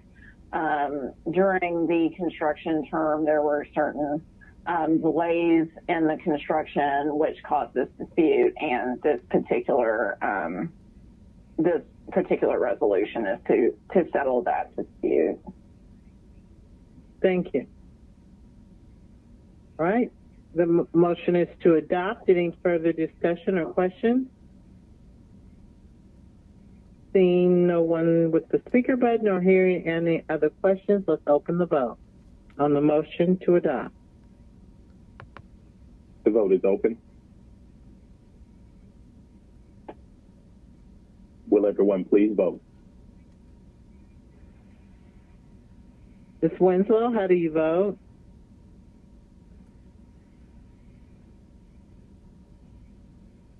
Mr. Bond, how do you vote? Aye. Ms. Archibald? And Winslow votes in favor. Okay. Ms. Archibald? Yes. Mr. Hillis? Okay. That's all votes are cast. All voice votes are in the affirmative, Mr. Clerk. The vote is now closed. Populating votes.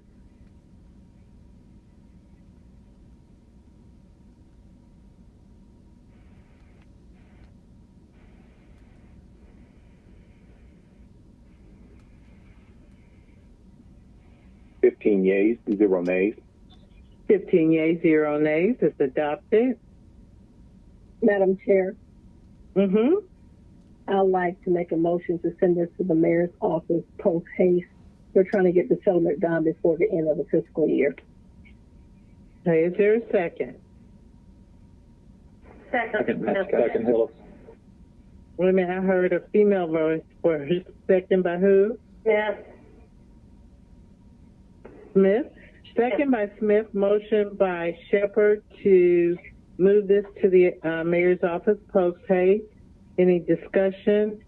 Hearing none. If there's no objection from the members present on unanimous consent, this item will go to the mayor's office post haste. Mr. Clerk.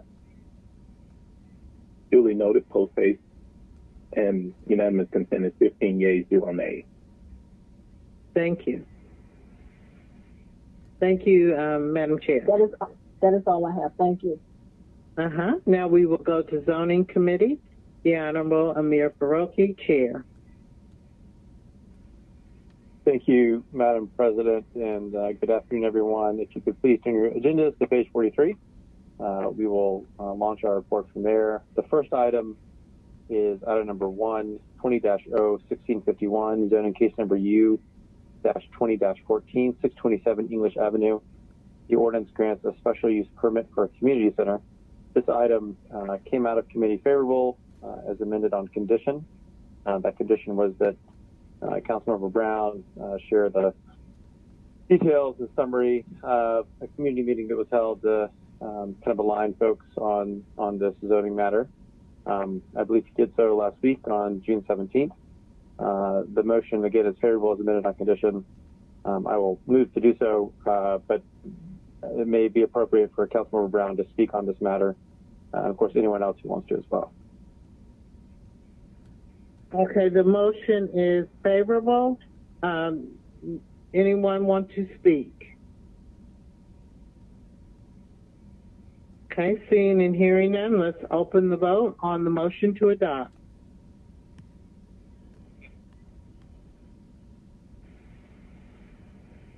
The vote is open. Will everyone please vote? Mr. Bond, how do you vote? Aye. Ms. Winslow? In favor? Ms. Archibald? Yes. All votes are cast. All voice votes are in the affirmative, Mr. Clerk. The vote is now closed.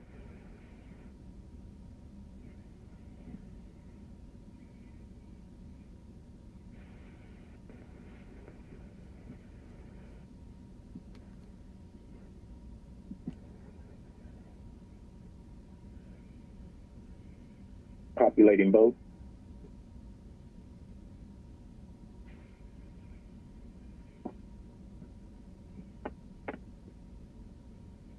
Yeas, 1 nay. 14 yea, 1 nay. It is adopted. Next item. Next item is item number 2, 21-0-0260, zoning case number Z2150, 0 Market Street. The ordinance is to rezone from C4C Central Area Commercial Residential Conditional to C4C Central Area Commercial Residential Conditional District for a change of conditions. The action is favorable. The motion is to adopt. Any discussion? Hearing none, let's open the vote.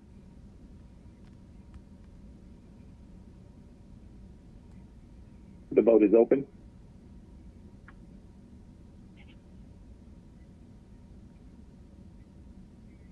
Will everyone please vote?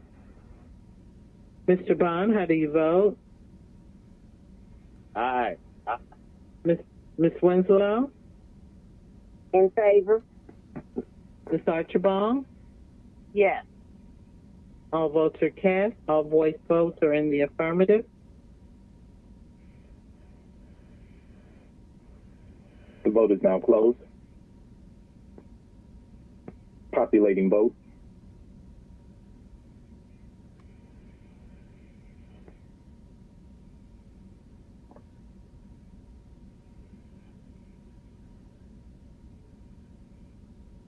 Yeas, 0 nays. 15 yeas, 0 nays. It is adopted. Next item. The next item is a resolution, item number 3, 21R3560, 1331 Metropolitan Parkway. The ordinance is to extend the interim controls on the Masonic building pending the landmark designation. Action is favorable. Motion to adopt. Motion to adopt. Any discussion? Seeing and hearing none, let's open the vote on the motion to adopt. The vote is open. Will everyone please vote?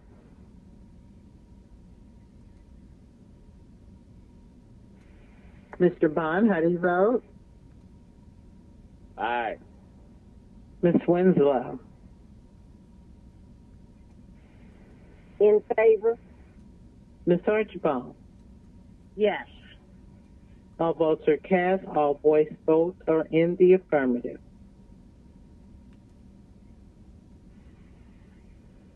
The vote is closed.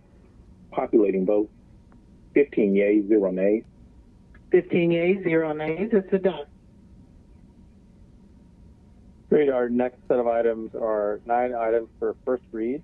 They're items number 4 through 12, and they'll be taken as a block. These items will be referred to DRB and Zoning Committee after adopting them.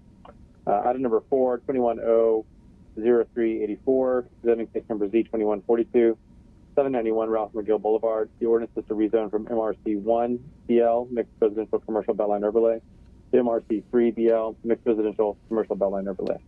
Item number 5, 21-00385, zoning case number Z-21-43, 185 Flat Shoals Avenue. The ordinance is to rezone from R5BL, two-family residential Beltline overlay, to MR3BL, multifamily residential Beltline overlay.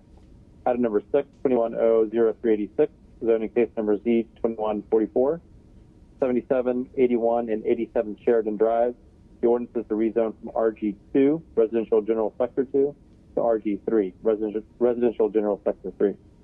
Item number 7, 21-00387, zoning case number Z2146, 1840 and 1850 Childress Drive. The ordinance is to rezone from R3, single-family residential, to MR2, multifamily residential. Item number 8, 21-00388, zoning case number Z2156, 1331 Metropolitan Parkway. The ordinance designates the Masonic building as the landmark building site pursuant to Chapter 20 of the zoning code. Item number 9, 21-00389, zoning case number U2106, 1492 Piedmont Avenue, Suite B. The ordinance grants a special use permit for outdoor dining at an eating and drinking establishment. Item number 10, 21-00390, zoning case number U2108, 650 Montgomery Ferry Drive, 1781, 1785, 1786, 1789, 1792, 1794, 1795, 1798, and 1799 Crofton Drive. The ordinance grants a the ordinance grants a special use permit for a private school. Item number 11, 21-00391, zoning case number Z2137, 1850 Howell Mill Road, and parcels 17-0153-001040, 17-0153-0011-045, parcel number 17-0153-0011-004, parcel number 17-0153-0011-005, parcel number 17-0153-0011-083, and finally parcel numbers 17-0153-0011-06. The ordinance grants a special use permit for an outdoor sales area. And finally, item number 12, 21-00392, zoning case number U2110, 173 14th Street. The ordinance grants a special use permit for a place of worship. And again, these 9 items are first reads, and the action is to refer to DRB and Zoning Committee, and I move to do so. Let it follow that course.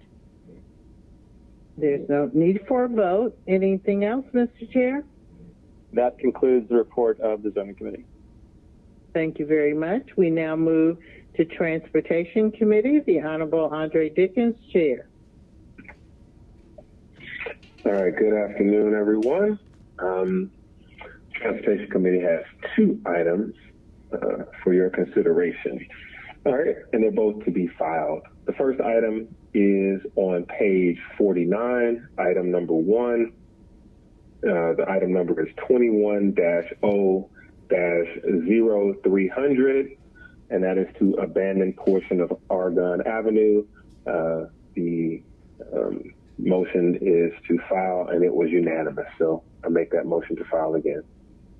Okay, the motion is to file. You want to read both of them since they're to be filed, or you want to do them separate?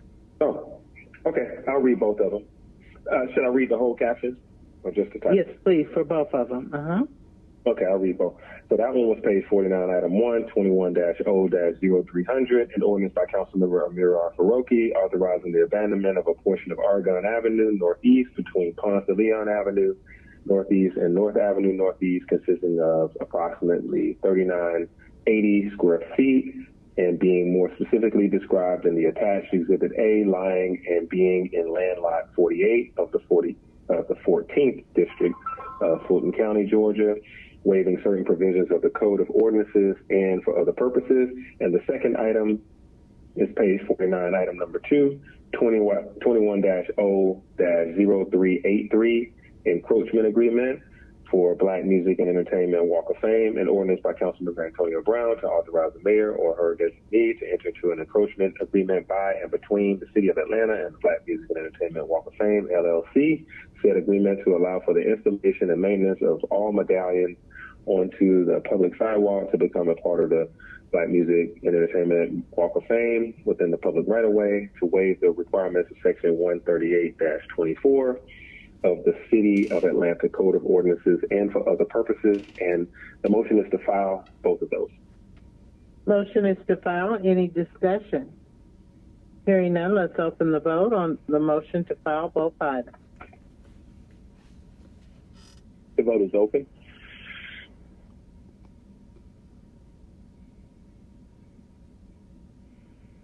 Will everyone please vote? Mr. Bond, how do you vote? Aye. Ms. Winslow? In favor. Okay, Mr. Bond and Ms. Winslow are in the affirmative. All votes are cast. The vote is now closed. Populating votes.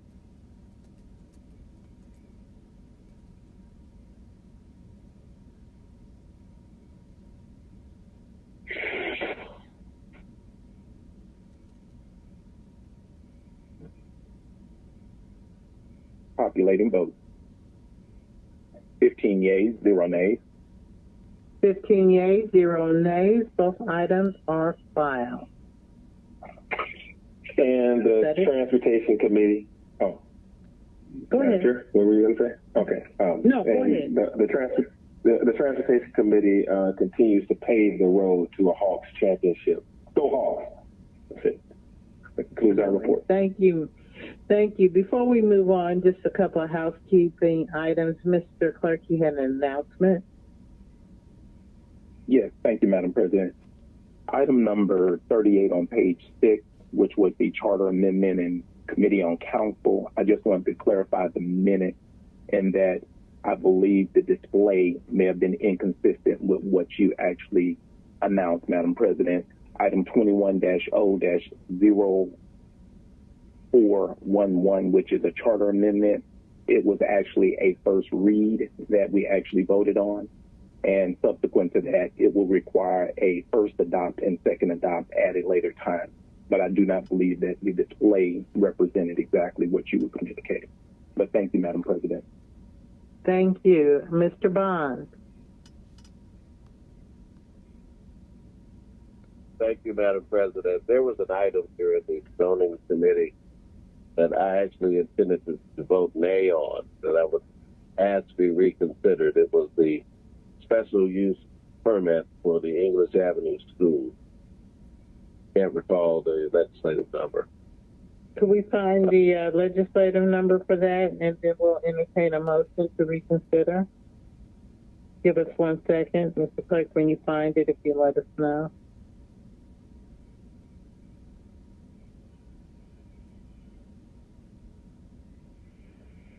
Apologies, Madam President.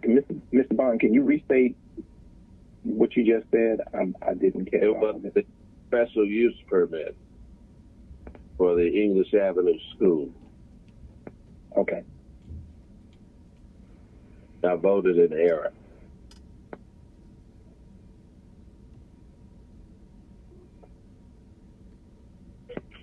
It's item 1 on page 43. If someone just so for the record will read Mr. Farokhi, could you read that for us so Mr. Bond can reconsider it if you have it handy? I'm sorry, which item again?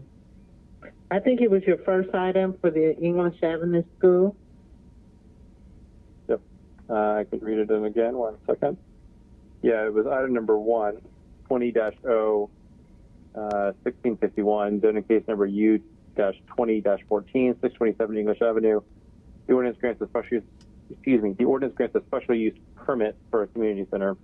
Action was favorable as amended on condition, and we just voted it through, I think, 14-1 a minute ago. All right, Mr. Bond. Motion to reconsider. There's a second. Second, Boone. Okay, second by Ms. Boone. Motion by Mr. Bond to reconsider that item. Any discussion? Hold on, please. They're calling me. Hold on.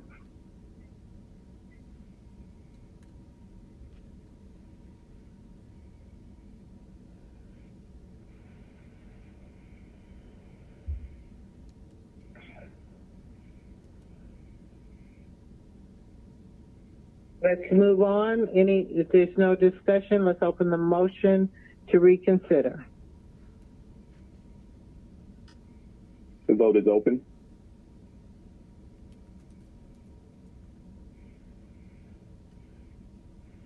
Will everyone please vote? Ms. Winslow, how do you vote? In favor. Ms. Winslow votes in the affirmative. All votes are cast.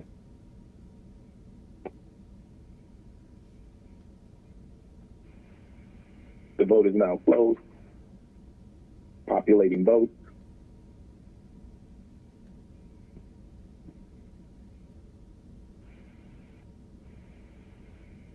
(15 yeas, 0 nays).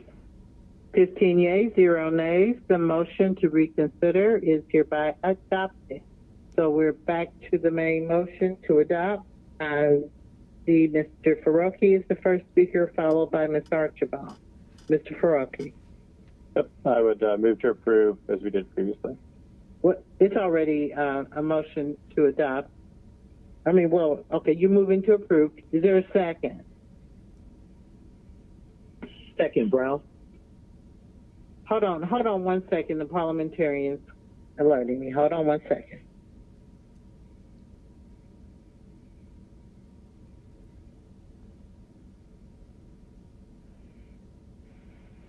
Okay, so we don't need the motion to adopt, as I said before. It's already in the motion, the adoption posture, unless there is another vote. Ms. Archibald, you're next. So what you're saying is, by virtue of having reconsidered, that there's no need for debate, or I was distracted. No. Well, what I'm understanding, we reconsidered 3 votes, so we're back in the original posture of the motion to adopt unless there is another motion. Oh, I see. Mr. Bond wanted to reconsider so he could change his vote. Okay, all right. Well, I wanted to then speak to the motion to adopt and say why I do support that. I received a call, as I don't know this, but I would assume a number of other colleagues have, from Bernice King, and also received a call from former State Rep Abel Mabel Thomas, both concerned about this particular special use permit, and I am supportive of this after I had a conversation with the council member of the district, Mr. Brown, who shared with me that this is not just a decision that lies completely with the city of Atlanta in terms of what happens at the facility. That APS has conditions that are covenants that run with the land that dictate to the types of use that must be in that facility, and that type of use is one that seems compatible with the concerns that were raised by the individuals that reached out to me a workforce development program designed to assist residents with skills that will lead to very high paying jobs does seem to be the very kind of thing that would be important to lift up a community. And so it was with that understanding, which I did not have prior to talking to Councilmember Brown about the requirements that APS has put in place relative to the use of the facility. So that's why I do support the legislation. Thank you. Anyone else? If not, let's open the vote for the motion to adopt. The vote is open. Will everyone please vote? Mr. Bond, how do you vote? I'm voting nay, and I would like to explain my vote at the appropriate time. Okay. Ms. Winslow? In favor. All right. All votes are cast. Mr. Bond in the negative, Ms. Winslow in the affirmative. The vote is now closed. Populating vote.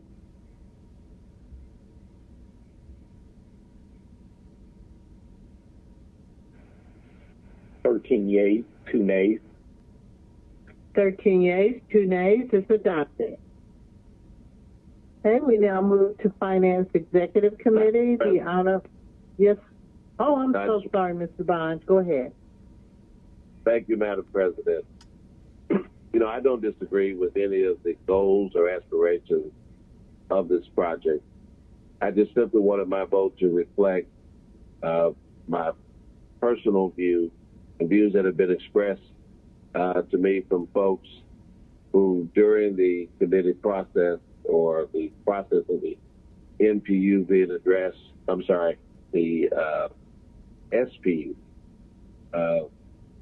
being brought through the community, I wanted to express their voice and opinion. But overridingly, I'm just dismayed that the two principals, not the community members, not the CRB, not even our fellow council members, but I wish that the two principals involved could have gotten together one more time to try to resolve their issues so that there would be a united effort in getting this historic building renovated.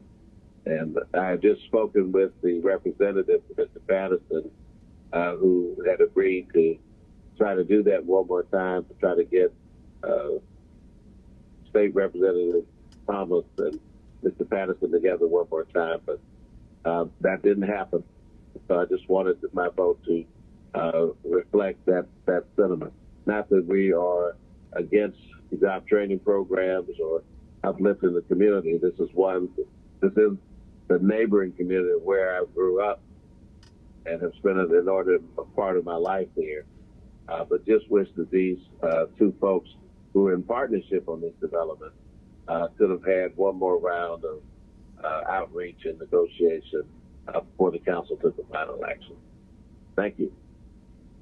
Thank you, Mr. Bond. Anyone else? Hearing none, let's move on to Finance Executive Committee. The Honorable Jennifer I, Chair. Thank you, Council President. So my report begins on page 51. I think I'll take first the item that we removed from consent, actually, which is item 17 that was on page 19. It is 21R 3567, and hold on one.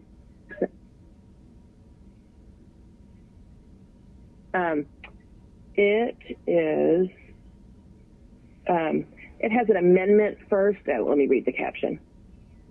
It is 21R 3567, an amended resolution by Finance Executive Committee as amended by the Atlanta City Council, a resolution authorizing the mayor or her designee to execute the third amendment for agreement FC 8765, Acela Maintenance and Remote Hosting with Acela Inc. on behalf of the Department of Atlanta Information Management to extend the term of the agreement for 9 months effective June 30th, 2021 through March 31st, 2022, and add funding in amount not to exceed $378,908.52. All contracted work to be charged to and paid from funding numbers listed herein and for other purposes.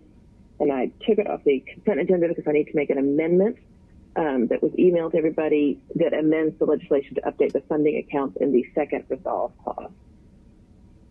Okay, let's entertain a motion to adopt and then let's amend. Do you have a motion to adopt? Sure. I'll make it a motion to adopt first. Yeah. Okay, he said it's already in the adoption posture because it came off the consent, so we're good. So now we're ready for the second on the amendment. That's what we need now. Okay. Shook. Okay, second by Shook, motion by I to amend. Any discussion on the amendment? Hearing none, let's open the vote on the amendment.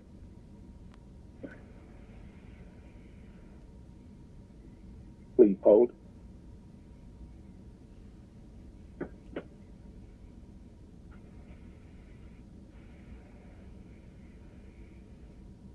Please continue to hold. The vote is now open.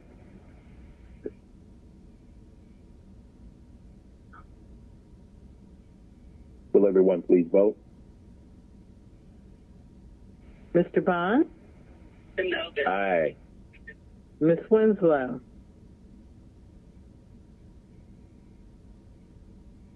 Ms. Winslow? All right, thank you. Thank you, Ms. Winslow. Mr. Bond, Ms. Winslow, in the affirmative, all votes are cast. The vote is now closed. Populating vote. 15 yeas, 0 nays. 15 yeas, 0 nays. The amendment is adopted. Madam Chair? I'll make a motion to adopt as amended. Okay, the motion is to adopt with the amendment. Any discussion? Is there a second? Second. Second by Mr. Shook. Any discussion? If not, let's open the vote on the motion to adopt. The vote is open. Will everyone please vote? Ms. Winslow, how do you vote? In favor. Mr. Bond? Aye. Okay, Mr. Bond, Ms. Winslow, in the affirmative. Mr. Clerk, all votes are cast. The vote is now closed. Populating vote.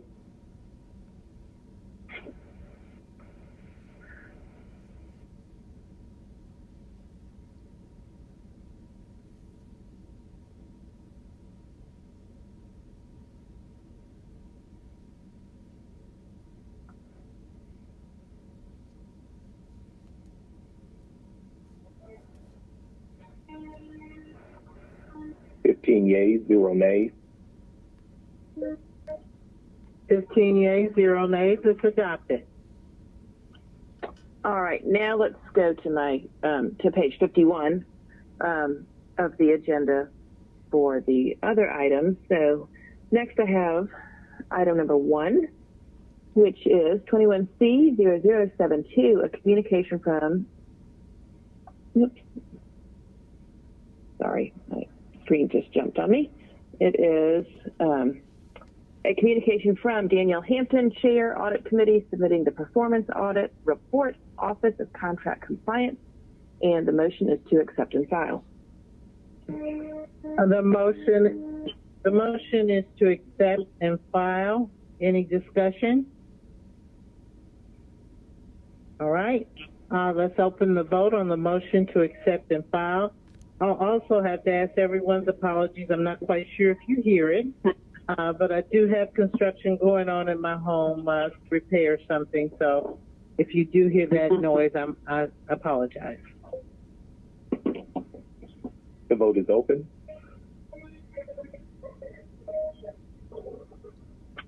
Will everyone please vote? Mr. Bond, how do you vote? Aye. Ms. Winslow? In favor. All votes are cast. Bond and Winslow in the affirmative, Mr. Clerk.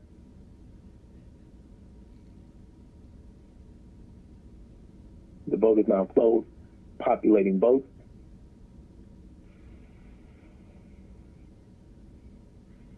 (15 yeas, 0 nays). 15 yeas, 0 nays. They're confirmed. This says confirmed. Yes, confirmed. All right. Madam Chair? The next item is item number 2, 21C0073, a communication from Danielle Hampton, Chair, Audit Committee, submitting the Forensic Audit Services Report. And again, the motion is to accept and file. Motion is to accept and file. Any discussion? Hearing none, let's open the vote to accept and file the audit.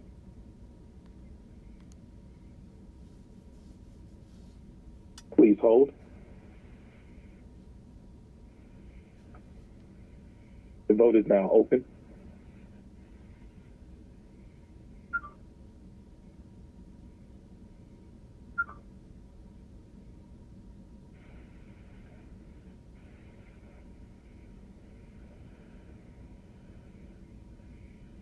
Will everyone please vote? Mr. Bond, how do you vote? Aye. Ms. Winslow? In favor. Mr. Brown? In favor. All votes are cast. All voice votes are in the affirmative. The vote is now closed. Populating votes.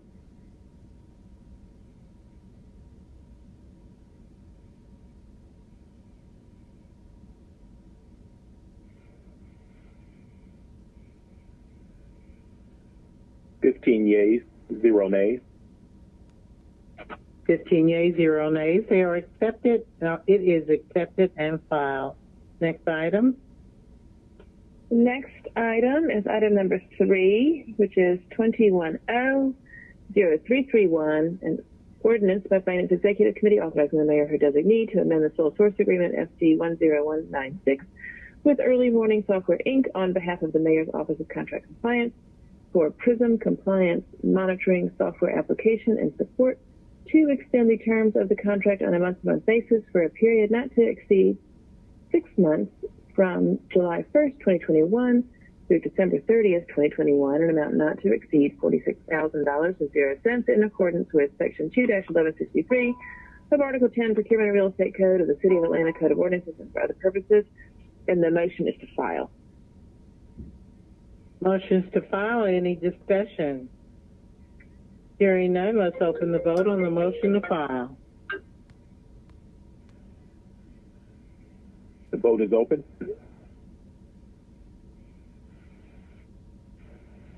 Will everyone please vote?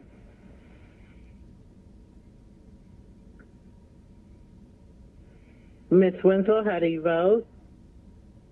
In favor. Mr. Bond? Aye. All votes are cast in the affirmative. The vote is now closed. Populating votes.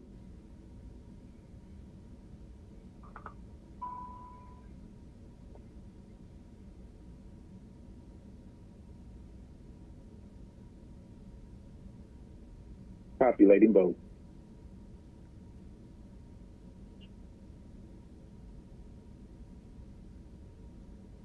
(15 yeas, 0 nays). 15 yeas, 0 nays. It is filed. All right, the next item is item number 4, still on page 51. It's 21O0375, an ordinance by Councilmember J.P. Matsakite supplementing that certain ordinance 21O0258 adopted by the Atlanta City Council on May 17th, 2021, and approved by the mayor on May blank 2021 to, among other things, provide for 1, the sale of blank dollars of City of Atlanta various purpose general obligation bonds, Series 2021, the bonds, 2, the naming of a bond registrar and paying agent for said bonds, 3, the adoption of a form to which said bond shall adhere, 4, the preparation of a tax digest and the levy of a tax sufficient to pay the principal of and interest on said bonds, 5, the execution and delivery of said bonds, 6, The authorization and approval of the execution and delivery of a bond purchase agreement. 7, the ratification of the distribution of a preliminary official statement. 8, the approval, use, distribution, and execution of an official statement and a continuing disclosure agreement. And 9, for other related purposes. This came forward with no recommendation, and the motion is to refer it to the specially called meeting this Wednesday, June 23rd. Motion is to refer to the special called meeting on Wednesday. Any discussion? Is there a second on the motion to refer?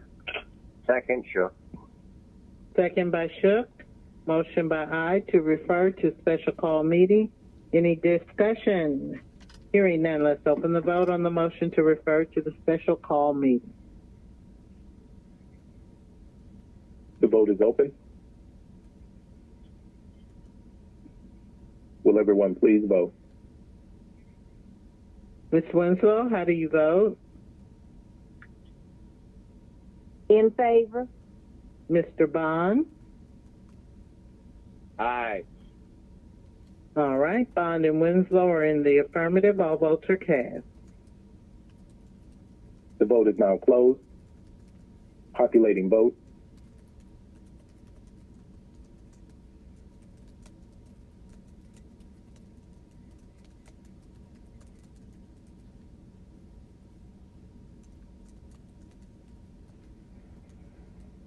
Yeas, 0 nays.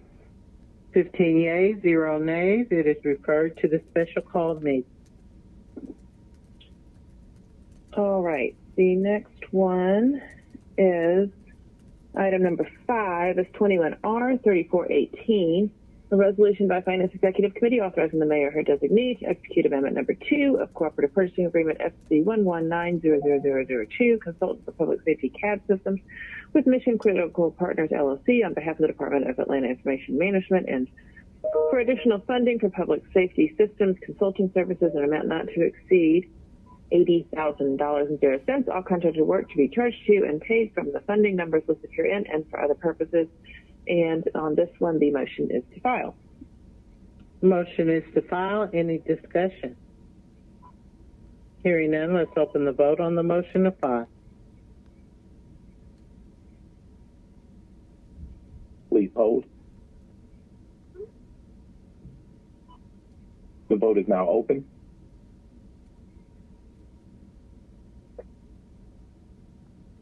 Will everyone please vote?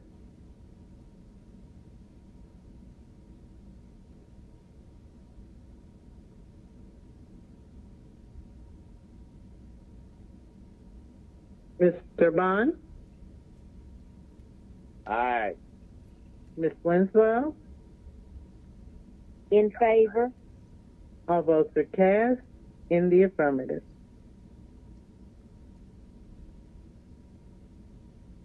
The vote is now closed. Populating vote.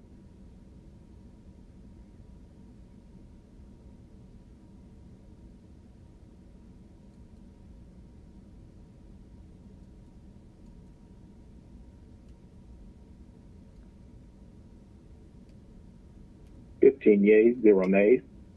15 yeas, 0 nays. It is filed.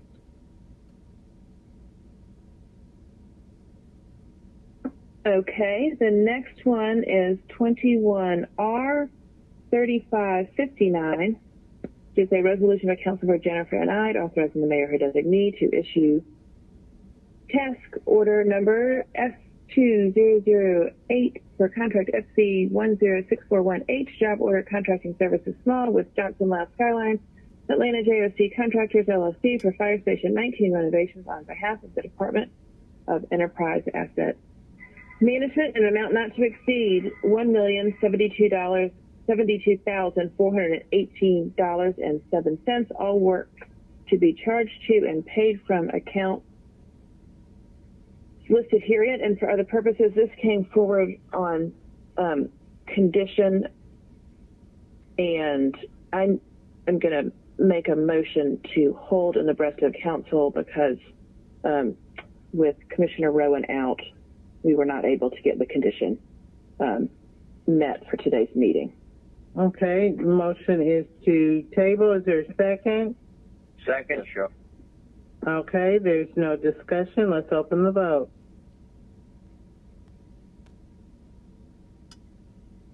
The vote is open.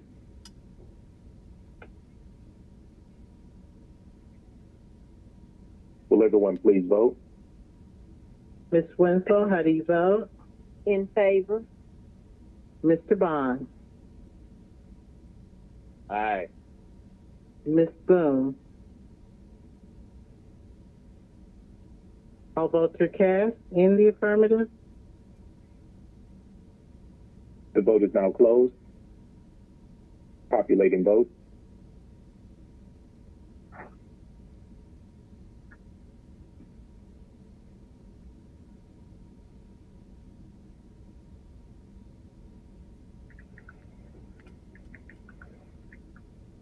Yeas, 0 nays.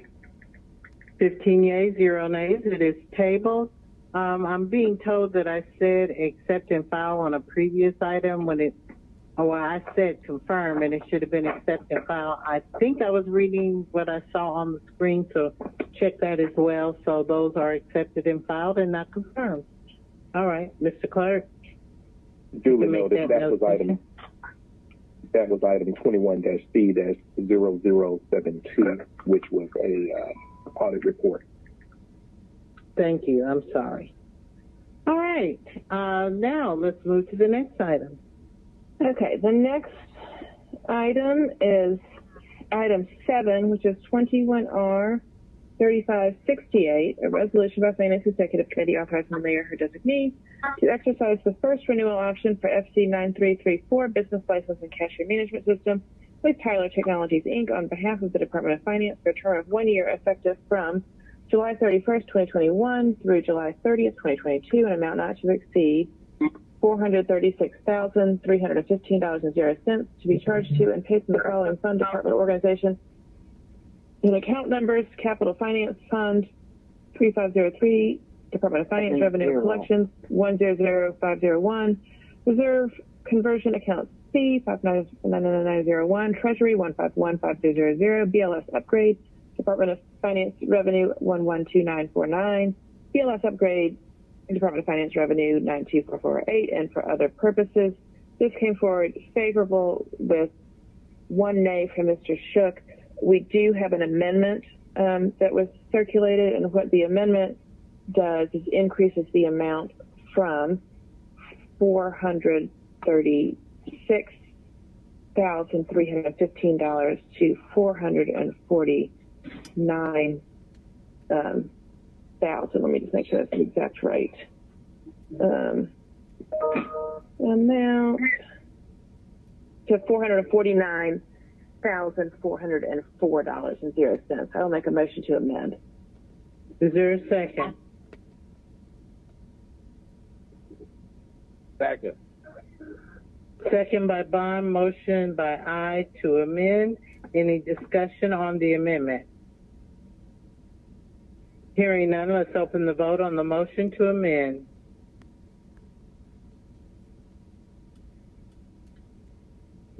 Please hold. The vote is now open.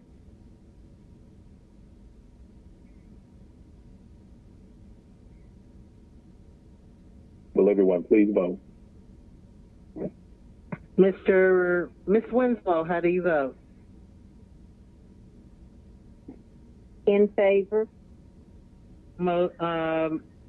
Winslow votes in the affirmative. All votes are cast. The vote is now closed. Populating vote.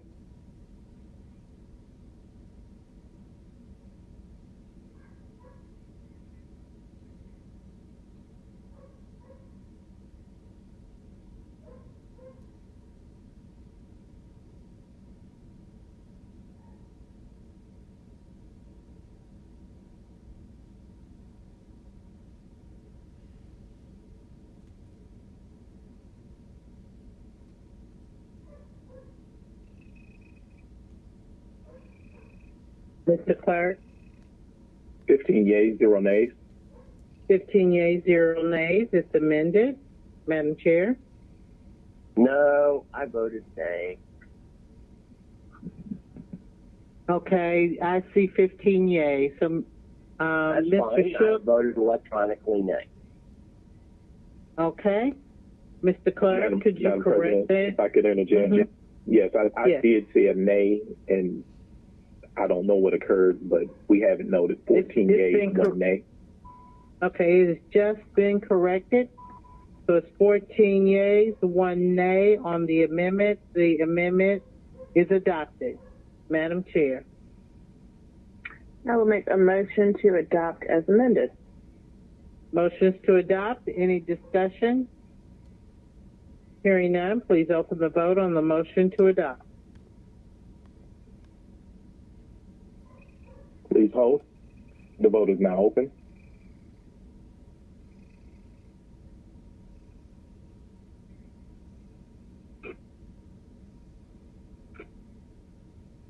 Will everyone please vote? Mr. Bond, how do you vote?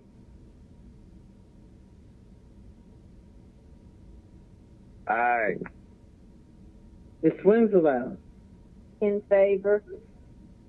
All votes are cast. Voice votes in the affirmative. The vote is now closed.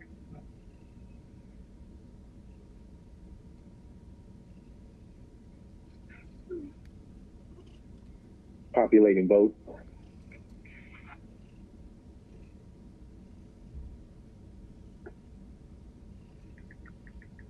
Populating vote.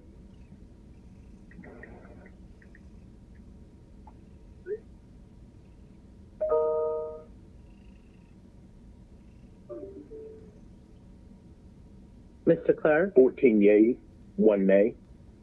14 yeas, 1 nay. It is adopted. Madam Chair? All right, that is the end of my legislative items, and I do just want to make an announcement, reminder about this meeting on Wednesday. So a special called meeting will be held on Wednesday, June 23rd at 10:30 a.m. This is with regard to the bond paper that we referred to that meeting. The public may access the meeting by toll-free access, 877-579-6743. That's 877-579-6743 with conference ID 831-599-1256. 831-599-1256. The public may also leave a comment of their concerns the day before the scheduled meeting, which would be Tuesday, tomorrow, between the hours of 4 to 7 p.m. by dialing 404-330-6001, and public comment should not exceed 2 minutes. So I will see everybody on Wednesday for our special called meeting, and that concludes my report. Thank you very much. We now move to our next standing committee, City Utilities Committee. The Honorable Nadine Archibald, Chair. Thank you very much, Madam President. We do not have a report at this time. Thank you. We now move to Community Development Human Services Committee. The Honorable Matt Westmoreland, Chair. Thank you, Madam President. We also do not have a report. Well, thank you. So we have now concluded our standing committees for the public. After I get through talking, we will entertain a motion and go into executive session. If someone will make sure the city attorney is unmuted so she can say the reason we are going into executive session.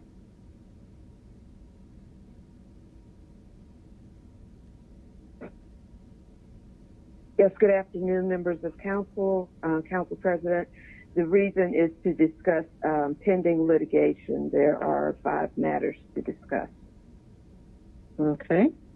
Council members, you have been sent by text the login information for the executive session. For members of the public, we will go into executive session, and when we return, we will have papers for immediate consideration, items to be referred to committee, general remarks, and then we will adjourn. So I'll entertain a motion to enter into executive session on said reason. Who is that? Westmoreland. Motion by Westmoreland, second by Bond. Any discussion? Hearing none, let's open the vote on entering the executive session. The vote is open. Will everyone please vote? Ms. Winslow, how do you vote?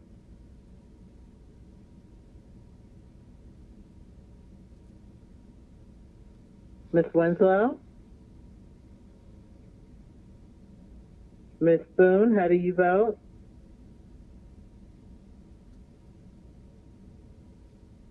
Ms. Boone? Ms. Winslow, she may have already exited. Ms. Winslow, are you there? Okay, let's close the vote.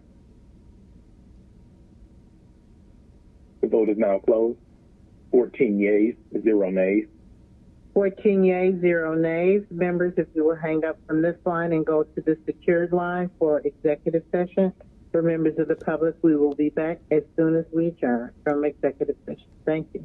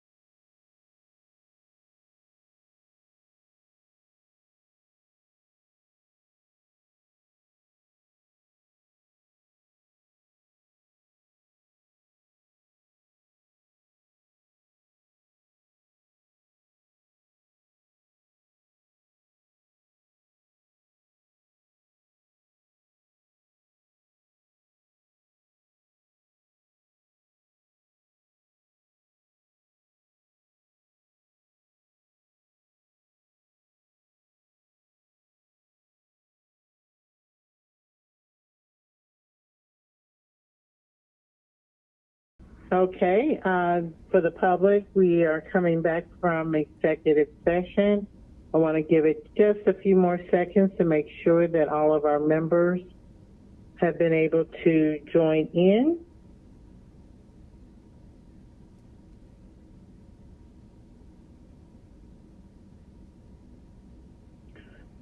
Okay, Mr. Clerk, if you could give us a roll call. President Felicia Moore. Present. Council members Michael Julian Bond,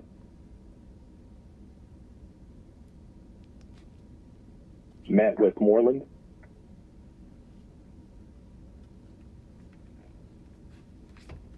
Andre Dickens,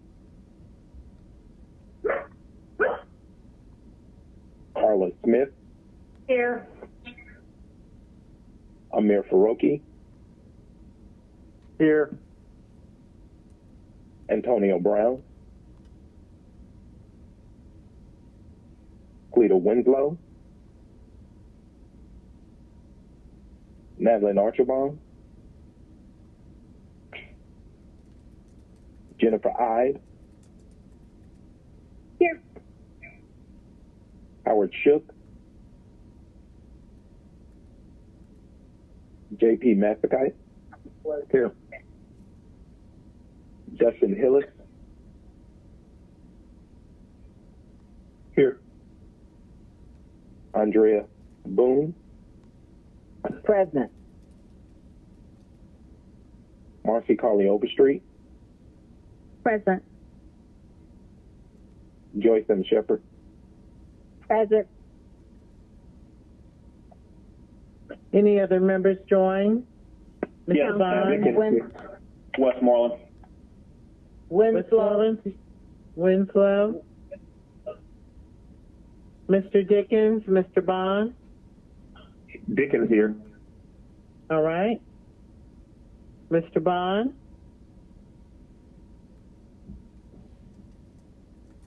Could someone check on Mr. Bond's line, please?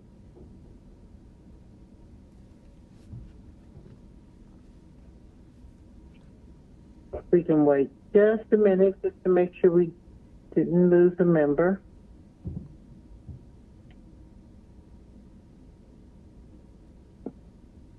Hey, Mr. Bond, you're on the line? You're not muted. All right. We got it. Everyone's here. Thank you. So now let's entertain a motion to exit executive session.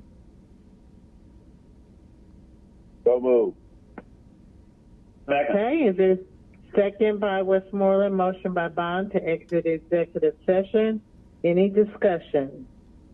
Hearing none, on unanimous consent of members present, we will exit executive session and now back in regular session. Mr. Clerk.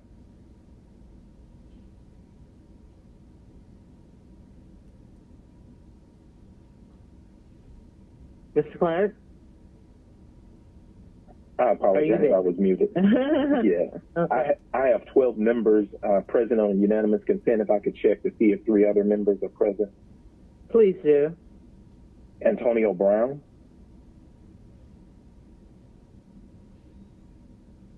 Madeline Archibald. Here. Howard Shook.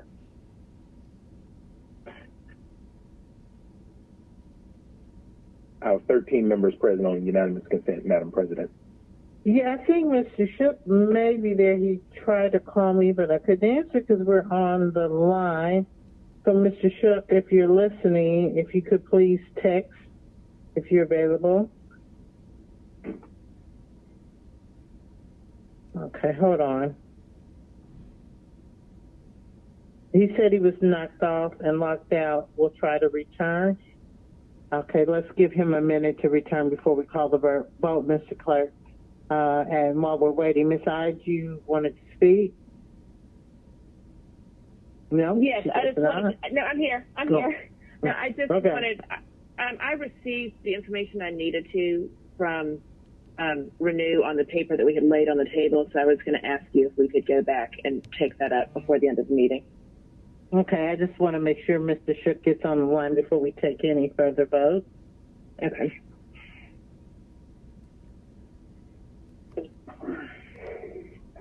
Mr. Shook, did you make it?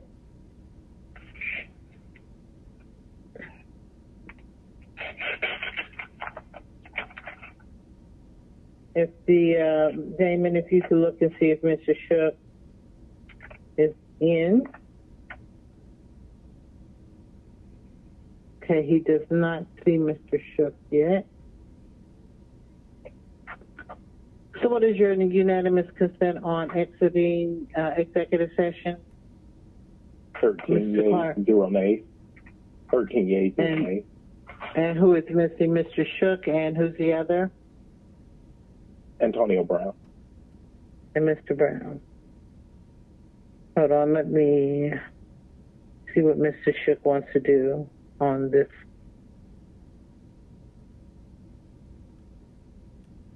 He's trying again.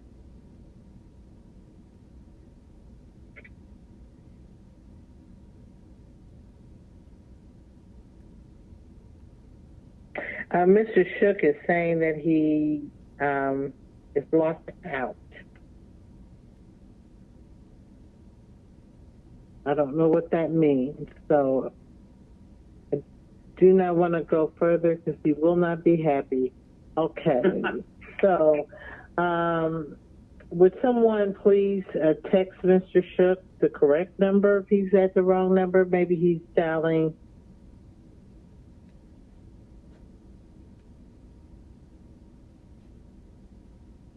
Yeah, he's not going to be happy, so I'm going to wait. Tell by the text.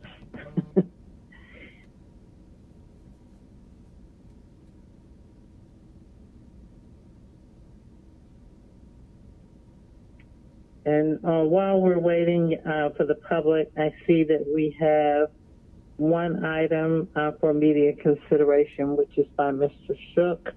Are there any other items for immediate consideration that I'm not aware of?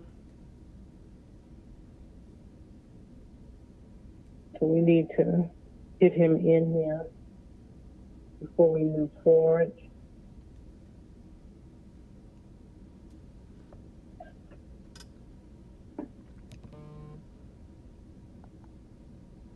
Did someone text him the right number? I see you say he's calling the wrong line, but okay, Mr. Shook, you there? Yeah, I'm here now with a point of personal privilege. I voted nay because I was knocked off. Well, we haven't taken the vote yet. We haven't taken the vote yet. We were waiting on you to get on. But that's fine if I can continue. I got knocked off. So I would like for the city attorney to call me personally and let me know what I was deprived of hearing before I got locked out. Okay, you got locked out of the executive session. That's correct. All right. All right. I'm so sorry. So now the motion is to exit executive session. Mr.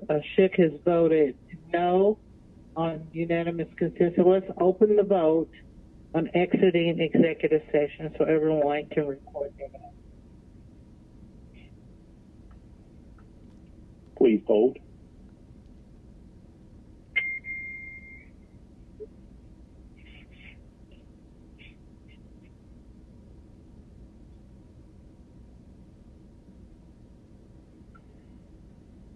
Please continue to hold.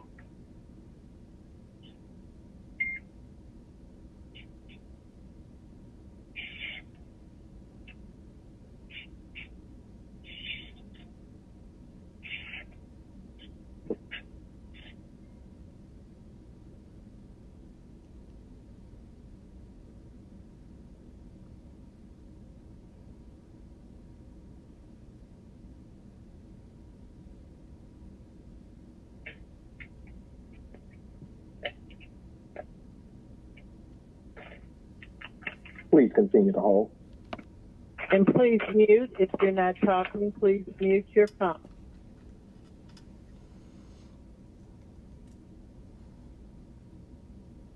The vote is open.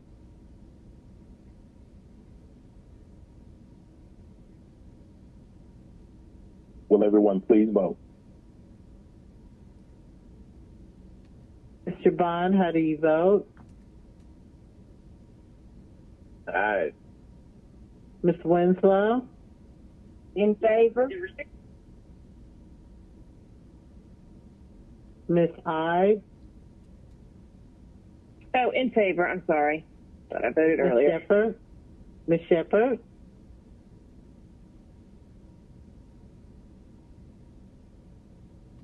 Ms. Shepherd? Mr. Brown?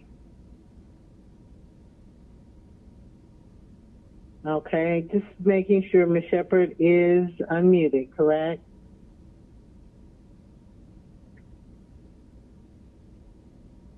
All right, let's close the vote.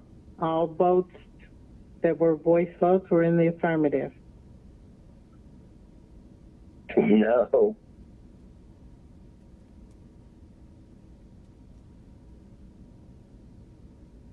The vote is now closed. Populating vote.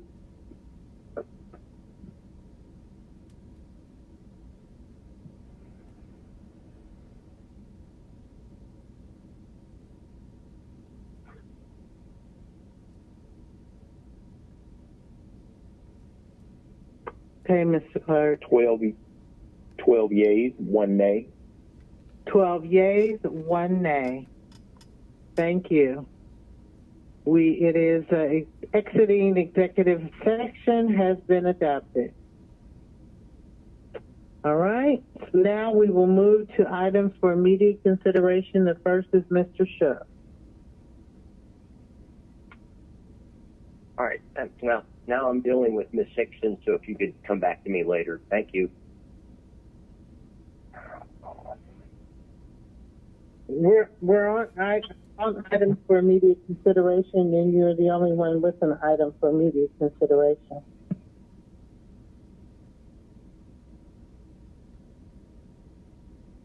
Okay. So I guess we will move the items without objection for immediate consideration after papers to be referred. Ms. Hyde? I just wanted to ask you again if I could go back to the paper that we laid on the table in Finance Exec now that we have the information to meet the condition. Yes, ma'am. So you just need to make a motion to remove it from the table. Okay.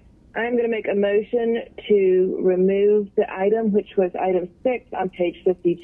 It was 21R 3559. Remove it from the table. Okay, is there a second? Second, Westmoreland. Okay, is there any discussion on removing that item from the table? If not, let's open the vote on removing it from the table.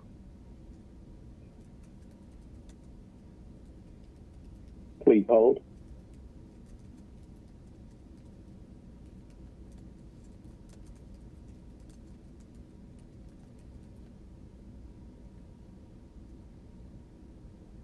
Please continue to hold.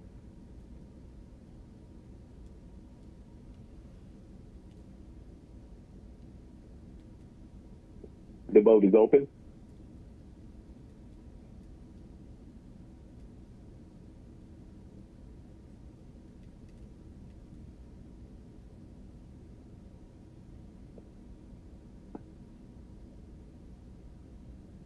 Will everyone please vote? Mr. Bond, how do you vote? Aye. Ms. Winslow? In favor? Ms. Shepherd? Mr. Shook? Mr. Brown? All votes are cast. The vote is now closed.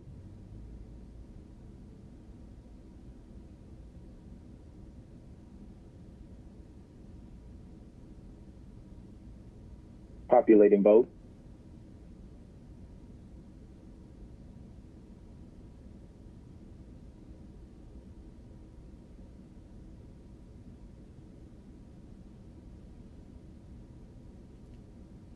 Twelve yeas, 0 nays. 12 yeas, 0 nays. The motion to remove the item from the table has been adopted. It is now before us. Would you like me to read the caption back in, Yes, and then I have so an the amendment? public will know. And I think Okay. it came with a motion to adopt originally, correct? It did. It came with favorable on condition.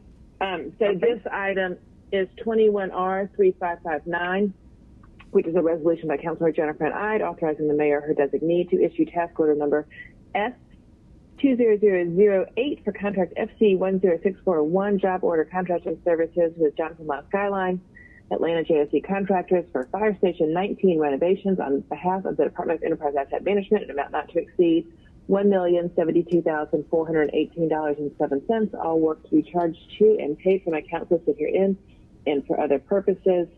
And it was favorable on condition of receiving the funding strings out of FEC. And so I'd like to make an amendment to add the funding account to the second resolve clause.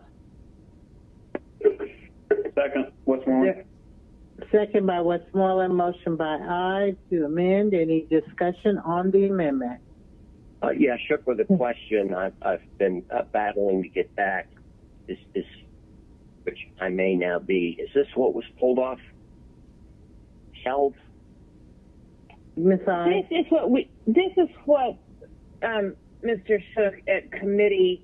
I didn't have the funding streams, and you had made the recommendation to send it. I was going to hold it in committee, and you made the recommendation to send it forward on condition of getting those from the Renew Atlanta office. And so when we got to my committee report, I hadn't gotten it yet, so we laid it on the table, but I received the email about 15 minutes ago with the funding stream, and Ms. Kempson Wright just emailed it to everybody. So it was on my report, but we weren't able to dispense with it when I gave my committee report. Thank you. I was blacked out, so I'm just trying to catch up. Thank you. All right. Okay, the motion's to amend. Let's open the vote on the motion to amend, or have we done that already? I'm lost. I think we need to open the vote on the motion to amend. Duly noted. The vote is open.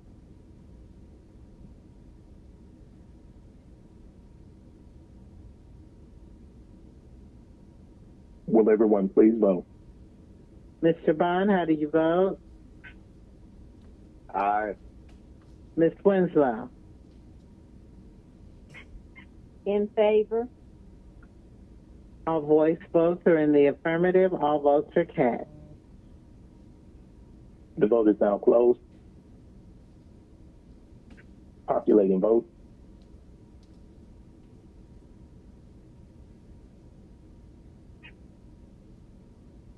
Yeas, 0 nays. 15 yeas, 0 nays. The amendment is adopted. Madam Chair? Any other amendment? That's it. So I'll make a motion to adopt as amended. Okay, it's already up before us in the posture of adoption. Any discussion? Hearing none, let's open the vote on the motion to adopt. Please hold.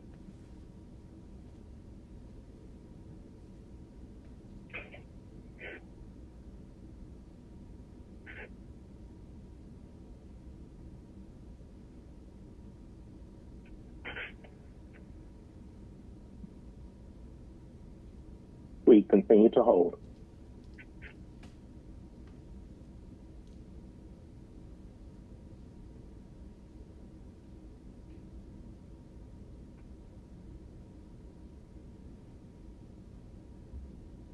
The vote is now open. Will everyone please vote? Ms. Winslow, how do you vote? In favor? Mr. Bond? Aye. Voice votes are in the affirmative. All votes are cast. The vote is now closed. Populating vote.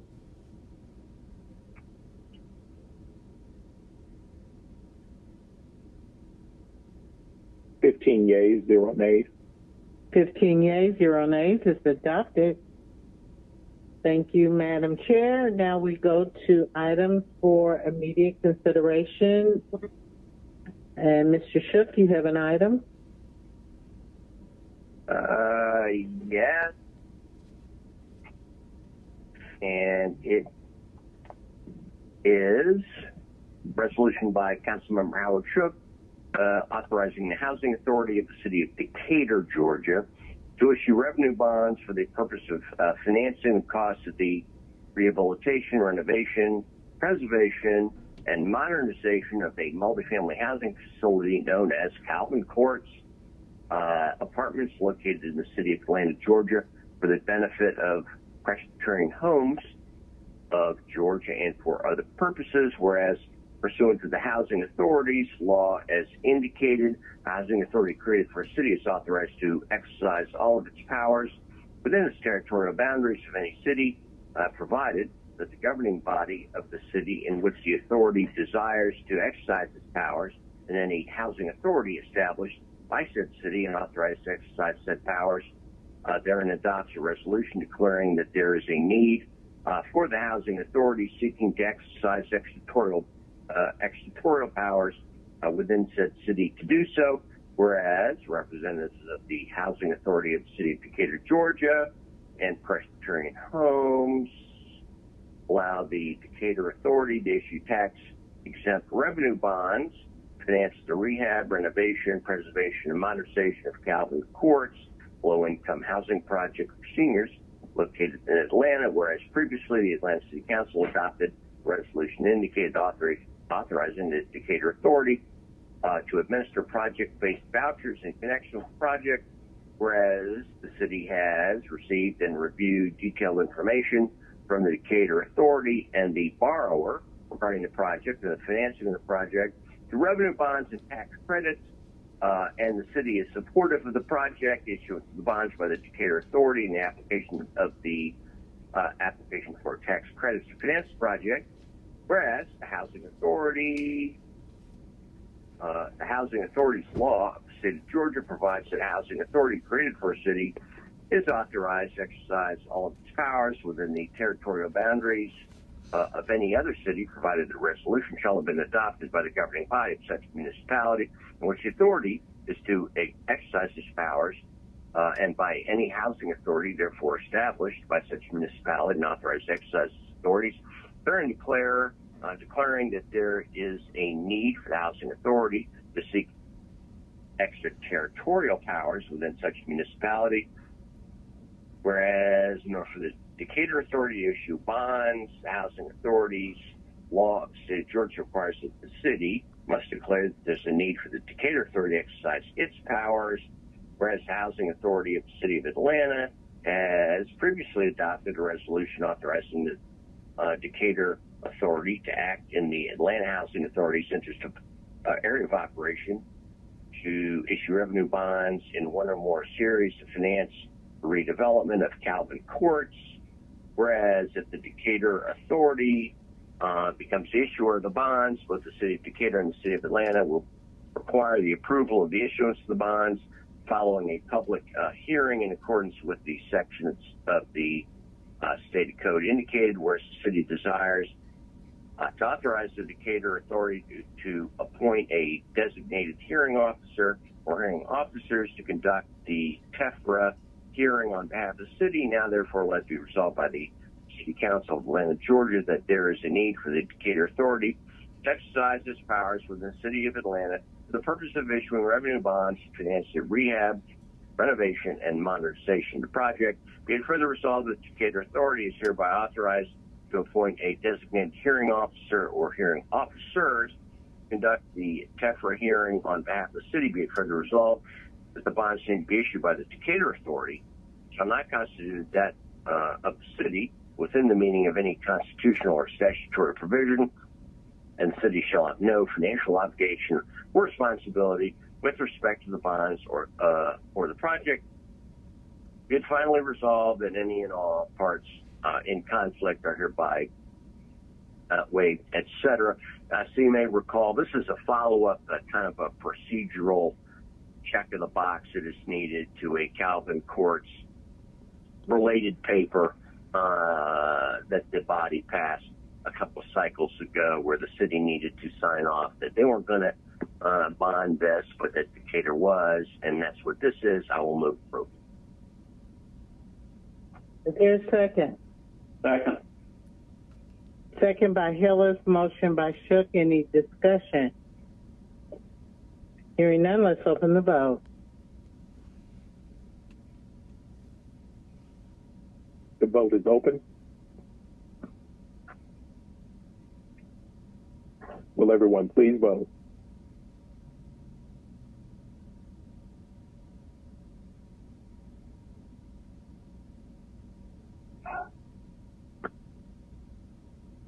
Ms. Winslow, how do you vote? In favor. Mr. Bond? Aye. Mr. Brown?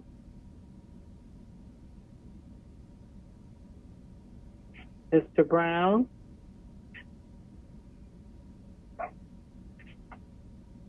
All votes are cast. In the affirmative by voice. The vote is now closed. Populating votes.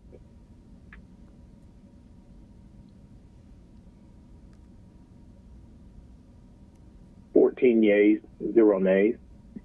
14 yeas, 0 nays. It's adopted.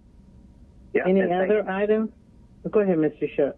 Yeah, no, lest I be cut off again, I want to apologize. I was not quick enough on the draw at the beginning of the meeting to recognize the passing of a very venerated Georgia jurist, Emery Schwall, who passed a couple of days ago. And I'm sure the body, as well as I do, appreciate the opportunity that we had before we went kind of COVID dark to give him a proclamation at a previous meeting. Thank you. I'm so sorry to hear that. Ms. Hyde? Yeah, I am very sorry to do this, but I just got an email with I would like to reconsider the paper that we amended and voted on because I don't think the information I was given for the amendment is in line with what the commissioner had told me before. So I think I better just wait until he's back and leave it on the table until we figure all of this out. So apologies for all of this, but I would like to vote to reconsider 21R 3559. Again, is there a second? Just leave it here. Second, Westmoreland. Okay, second by Westmoreland, motion by I to reconsider. Any further discussion on the motion to reconsider? If not, let's open the vote on the motion to reconsider.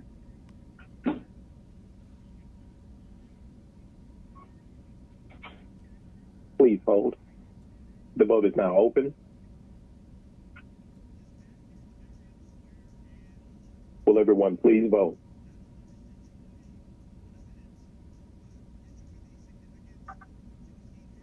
Ms. Winslow? In favor. Mr. Bond? Aye. Mr. Brown? All votes are cast in the affirmative. The vote is now closed. Populating votes.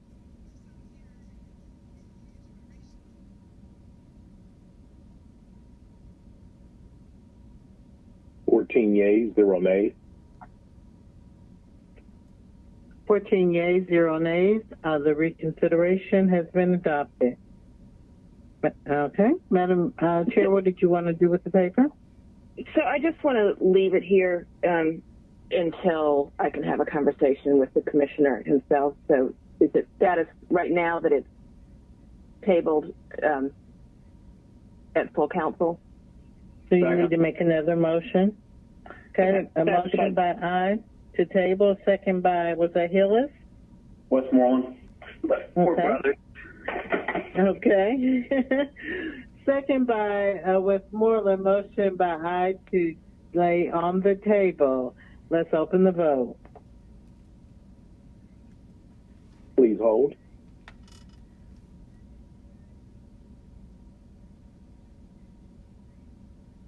The vote is open.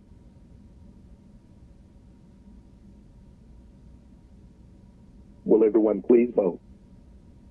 Ms. Winslow? In favor. Okay. Mr. Bond? Aye. All votes are cast in the affirmative. The vote is now closed. Populating vote.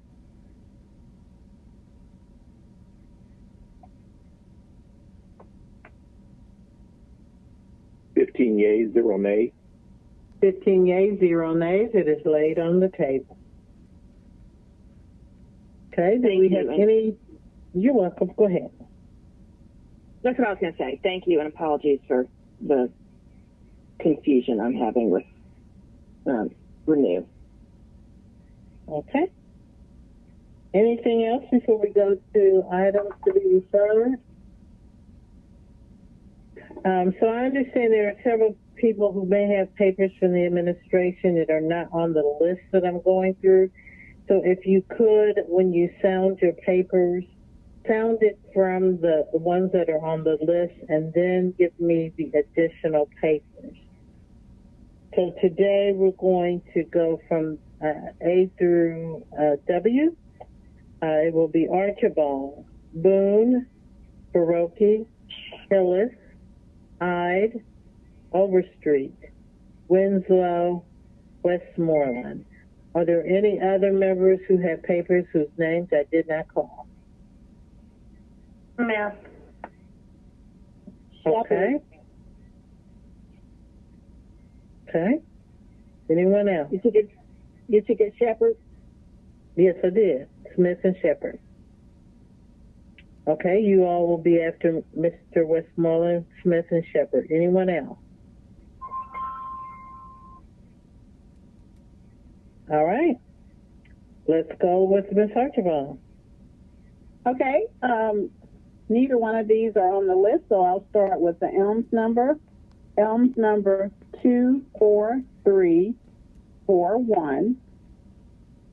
Again, that's ELMS number 24341.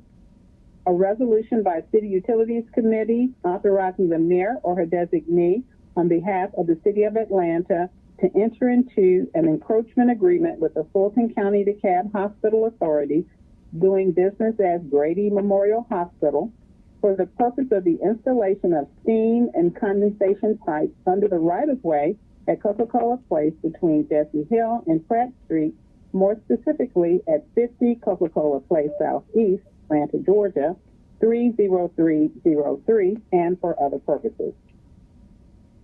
Okay, 24341 to Transportation Committee. Not City Utilities? Grady Hospital encroachment agreement. I think the encroachment makes it transportation. That's where they're telling me to send it. Awesome. Thank you. Our next one is ELMS number 24347. That's 24347. An ordinance by Councilmember Nadalyn Archibong authorizing the mayor or her designee to make the intersection of Whiteford Avenue Southeast and Wiley Street Southeast an all-way stop controlled intersection, to authorize the Atlanta Department of Transportation to install stop signs at the intersection and for other purposes. All right, that's 24347 to Transportation. Thank you, that's it. Okay, next, Ms. Boone. Yes, thank you, Madam President. An ordinance by Councilmember Andrea Boone, an ordinance authorizing the mayor or her designee to make the intersection of Payton Road Southwest and Harlan Road Southwest an always stop controlled intersection, to authorize the Atlanta Department of Transportation to install stop signs at the intersection and for other purposes. ELMS number 24326. 24326 to Transportation. Yes.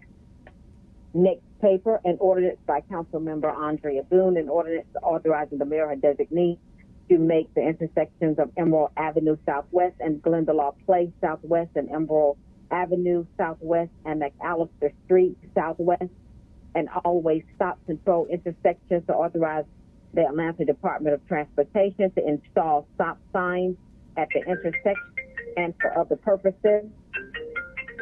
Elms number 24328. 24328. 24328 to Transportation Committee. An ordinance by Councilmember Andrea Boone, an ordinance authorizing the mayor or designee to waive sections 138-84 of the City of Atlanta Code of Ordinances and to install traffic calming devices on Emerald Avenue Southwest and for other purposes. EMS number 24276. EMS number 24276. 24276 to Transportation. An ordinance by Councilmember Andrea Boone, an ordinance authorizing the mayor or designee to waive section 138-84 of the City of Atlanta Code of Ordinances and to install traffic calming devices on Dairy Avenue Southwest and for other purposes. ELMS number 24327. ELMS number 24327. 24327 to Transportation. An ordinance by Councilmember Andrea Boone, an ordinance to enter into contract with Partners for Homes in the amount of $4,388,001.62 to provide individual shelter options with supportive services for persons experiencing homelessness.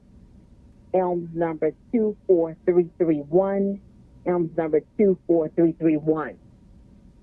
Let me see. I didn't see that one. What was it again related to? Homelessness.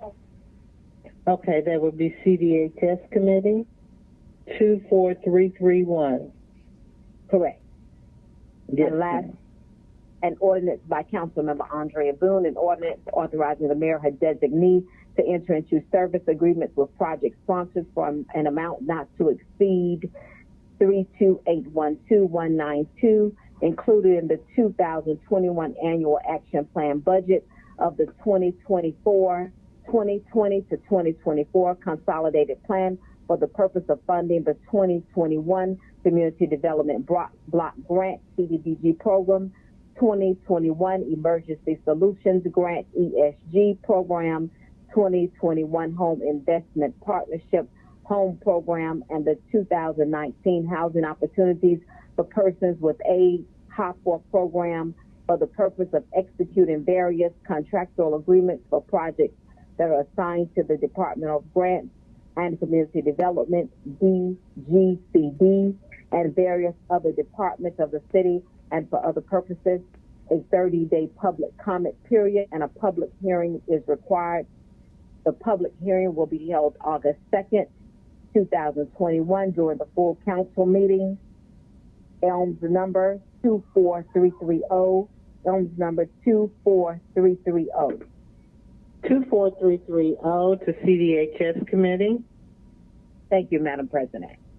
All right, Mr. Faroki. Thank you, Madam President. I have two pieces of legislation to introduce. One is ELMS number 24338, an ordinance by Councilmember Amir Faroki authorizing a donation in an amount not to exceed $250 from the District 2 Carry Forward account to Midtown Neighbors Association to support the Midtown Garden Stroll and for other purposes. You said 24328? Oh, shoot, I just closed it again. Well, I think that's what you said. Yes, okay. No, that can't be it. That was the wrong, that's somebody else's number. So go ahead and read your other ones and then you can find it. Sure, hold on. I just want to make sure I get the right one. It was ELMS number 24338. Okay, 24338 to Finance Executive Committee. Thank you. Sure. And then second paper is ELMS number 24345. 24345. A resolution by Councilmember Amir Faroqi authorizing the mayor or designee to apply for a fiscal year 2021 U.S. Department of Transportation Rebuilding American Infrastructure with Sustainability and Equity discretionary grant in an amount not to exceed $1 million and 0 cents for planning for the Stitch and other purposes. 24345 to Transportation Committee. Thank you. That's all I had. Okay, now on my sheet it says 23345. On the document I have, it has 24345. Maybe that's a typo. Okay. But, I'm reading from so document the staff can figure it out, but it goes to transportation for the Stitch application. Got it. Thank you. All right, Mr. Hillis. Thank you, Madam President. I have 4 pieces. The first piece is ELMS ID 24322, a resolution by Council Members Dustin Hillis and Antonio Brown, consenting to increasing the boundaries of the Westside Howell Mill Community Improvement District by annexing certain real property, provide for transmission to the tax commissioner and for other purposes. 24322, the CDHS Committee. Next is ELMS ID 243. A resolution. Hello? Yes, can you hear me? I can hear you now. You cut out for a minute there. Go ahead. Did you hear the ELMS ID? I did not. Is anyone else having the same thing for me? Okay. So which paper is this? What's the subject matter, Mr. Hillis? This is rescinding a previous resolution. Okay, that's 243. Yeah, I got it. 24320, the Public Safety Legal Administration Committee. Yes, I haven't read it yet. I need to read it. Go ahead.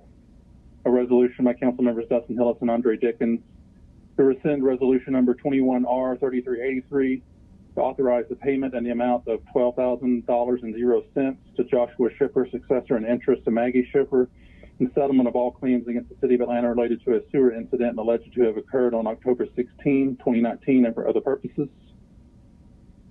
24320, the Public Safety Legal Administration Committee.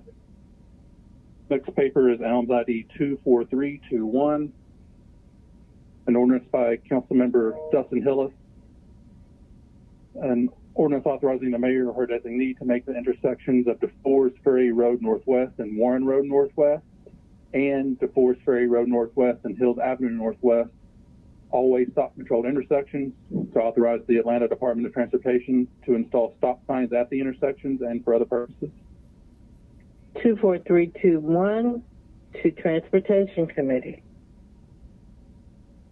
Final paper I have is ELMS ID 24333, an ordinance by Council Members Dustin Hillis, Matt Westmoreland, Amir Faroqi, Carla Smith, Howard Shook, Jennifer N. Ide, Andrea L. Boone, Joyce M. Shepard, Marcy Collier Overstreet, Antonio Brown, Michael Julian Bond, and Andre Dickens. An ordinance authorizing the Chief Financial Officer to amend the fiscal year 2022 budget by transferring appropriations from the citywide reserve in an amount not to exceed $7 million and 0 cents on behalf of the Atlanta Fire Rescue Department to purchase 5 new tractor-drawn aerial fire truck apparatus and for other purposes. 24333 to Finance Executive Committee. That concludes my papers. Thank you. Okay, Ms. Ide. All right, my first one is ELMS 24336. It is an ordinance by Councilmember Jennifer N. Ide, an ordinance authorizing a donation in the amount not to exceed blank from the Council President Carry Forward account to blank to assist various community organizations and for other purposes. That's 24336 to Finance Executive Committee.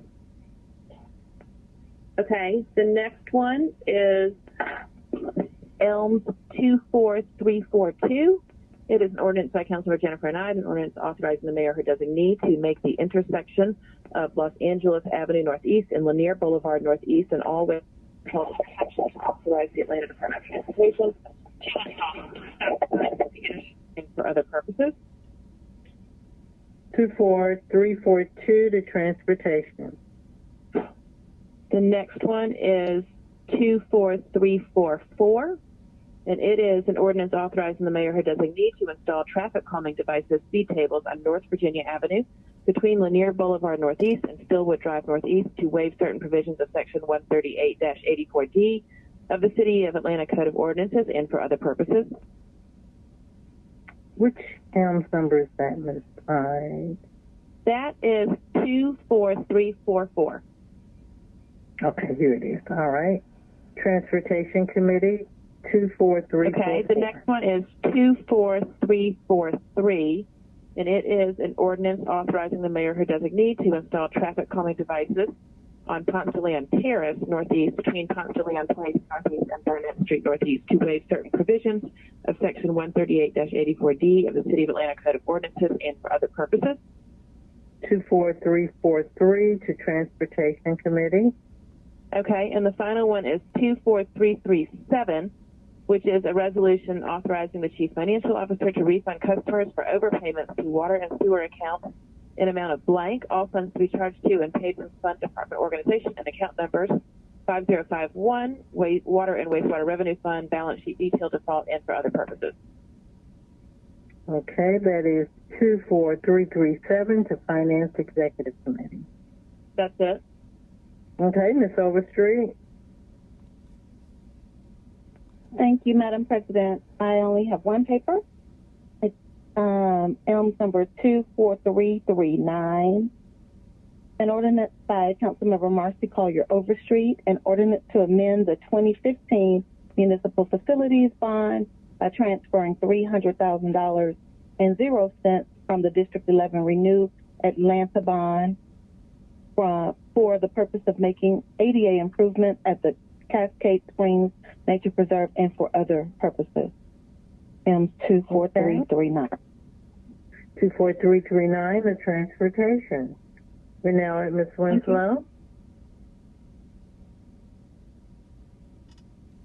Okay. Hold on one second. Okay, the first one is ELMS number 24340, and this is an ordinance by Councilmember Winslow authorizing the transfer of, and it's blank, from the District 4 carry forward account to the Atlanta Department of Transportation for the installment of traffic calming devices on Morris Brown Drive and for other purposes. Then there's 24277 to transportation. Okay. The next one is an ordinance by Council, a resolution by Councilmember Winslow authorizing the mayor or her designee to enter into an agreement between the City of Atlanta and the Mosley Park Neighborhood Association, allowing the erection of a new neighborhood identification sign with certain with certain right of way and other purposes, on certain right of way and for other purposes. And the ELMS number is 24294. 24294. Okay, I have, and the staff can figure this out, I have 24293 for Ashwood Heights Community, and that goes to Transportation Committee. Okay. One is Ashview Heights and one is, Mosley Park. There are two different ones. There's one is Ashview Heights and I'm sorry. Mosley Park. Okay, so which one were you reading, the Mosley Park one? I was reading Mosley Park, yes ma'am. Yes, Madam President. Okay, so Mosley Park is 24294, and that goes to transportation. Right. Okay. Then the next one, I don't see an ELMS number on here. Let me read it. Okay, this is An ordinance by Councilmember Winslow authorizing the mayor or her designee on behalf of the city of Atlanta to execute an agreement with the CIM Spring Street Atlanta owner LLC or its successor and assigned CIM for the performance of build-out improvement on the went dark.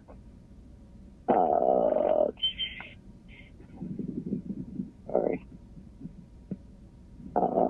On the property located in land lot 84 of the district of the 14th district, Fulton County, Georgia, tax for a total of not to exceed $14,438.36, waiving the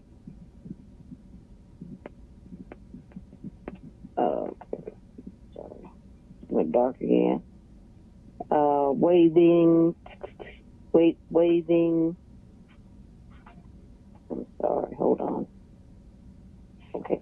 Waiving the competitive Article 10 procurement and real estate code of the city of Atlanta, in accordance with the amount to be paid from the account and center number as listed, but it does not have an ELMS number. I think I have it. Do you? It was 24224. 24224, the Finance Executive Committee. Okay, all right, thank you. Okay, and this is a resolution by Councilmember Winslow authorizing the mayor or her designee to enter into an agreement between the city of Atlanta and the Ashview Heights Community Association, allowing the erection of a neighborhood identification sign with a certain right-of-way and for other purposes, and that ELMS number is 24293. That's 24293. Right, okay. That's the one 24293, the transportation. We got it. Right. That was the one you were speaking of earlier, and I've got one more, and this is an ordinance by Councilmember Winslow authorizing the mayor or her designee to waive Section 138-84, subsection D of the City of Atlanta Code of Ordinances, and to install a traffic calming device at 1125 Morris Brown Drive, Southwest, and for other purposes. Okay, and I have two. Go ahead. Well, and that ELMS number is 24277. 24277, and I had another one. Yeah, well, we had the 24277, and I said that one was for the traffic calming, and then I see one that's a transfer to ADOT for speed tables on Morris Brown. That's 24340. Okay, and I've got one more, and this is an ordinance by Councilmember Winslow. Wait a minute, let me refer that one. That one goes to Finance Executive Committee. Okay. Thank you, Madam President. And this is an ordinance by Councilmember Winslow authorizing the mayor or her designee to make the intersection of Beecher Street Southwest and Evans Street Southwest an all-way stop controlled intersection of the transportation to install stop signs at the intersection and for other purposes, and that is ELMS number 24278. 24278 to transportation.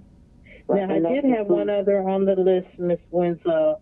It didn't have a place, but it said transfer to ADOT for neighborhood ID signs. It had a number of 24346. Right. I think that's the dollar amount. So let's to include that as well. Okay, well, you need to read that, and then I can it didn't come up, and I'm sorry. It was okay, see if you can find it. Come up. I'll try to find it. Okay. Okay, let me move on to Mr. Westmoreland. Thank you, Madam President. Elms number 24334. It is an ordinance by Matt Westmoreland to amend ordinance 20-0-1656, which was adopted by Atlanta City Council on March 15th, 2021, and approved on March 24th, 2021, such that the amendments reflected therein shall become effective on March 1st, 2022, rather than September 1st, 2021, and for other purposes. 24334 to CDHS committee. Okay. Ms. Smith? Elms number 24324, an ordinance by Council Member Carla Smith authorizing the mayor or her designee on behalf of the City of Atlanta and in accordance with the provisions of section listed of the Charter of the City of Atlanta to accept a donation in the amount of $35,238.18 from Keep America Beautiful, Inc. for the purposes of promoting the Kroger Company Zero Hunger, Zero Waste Foundation in-store Roundup donation promotion at point of sale, amending the 2022 Solid Waste Services Revenue Fund budget by adding to anticipations and appropriations in the amount of $35,238.18 and to enter into a memorandum of agreement with Keep America Beautiful, Inc. to accept the donation and for other purposes. Okay, so we're going to send that 24324 to City Utilities and Finance Executive Committee.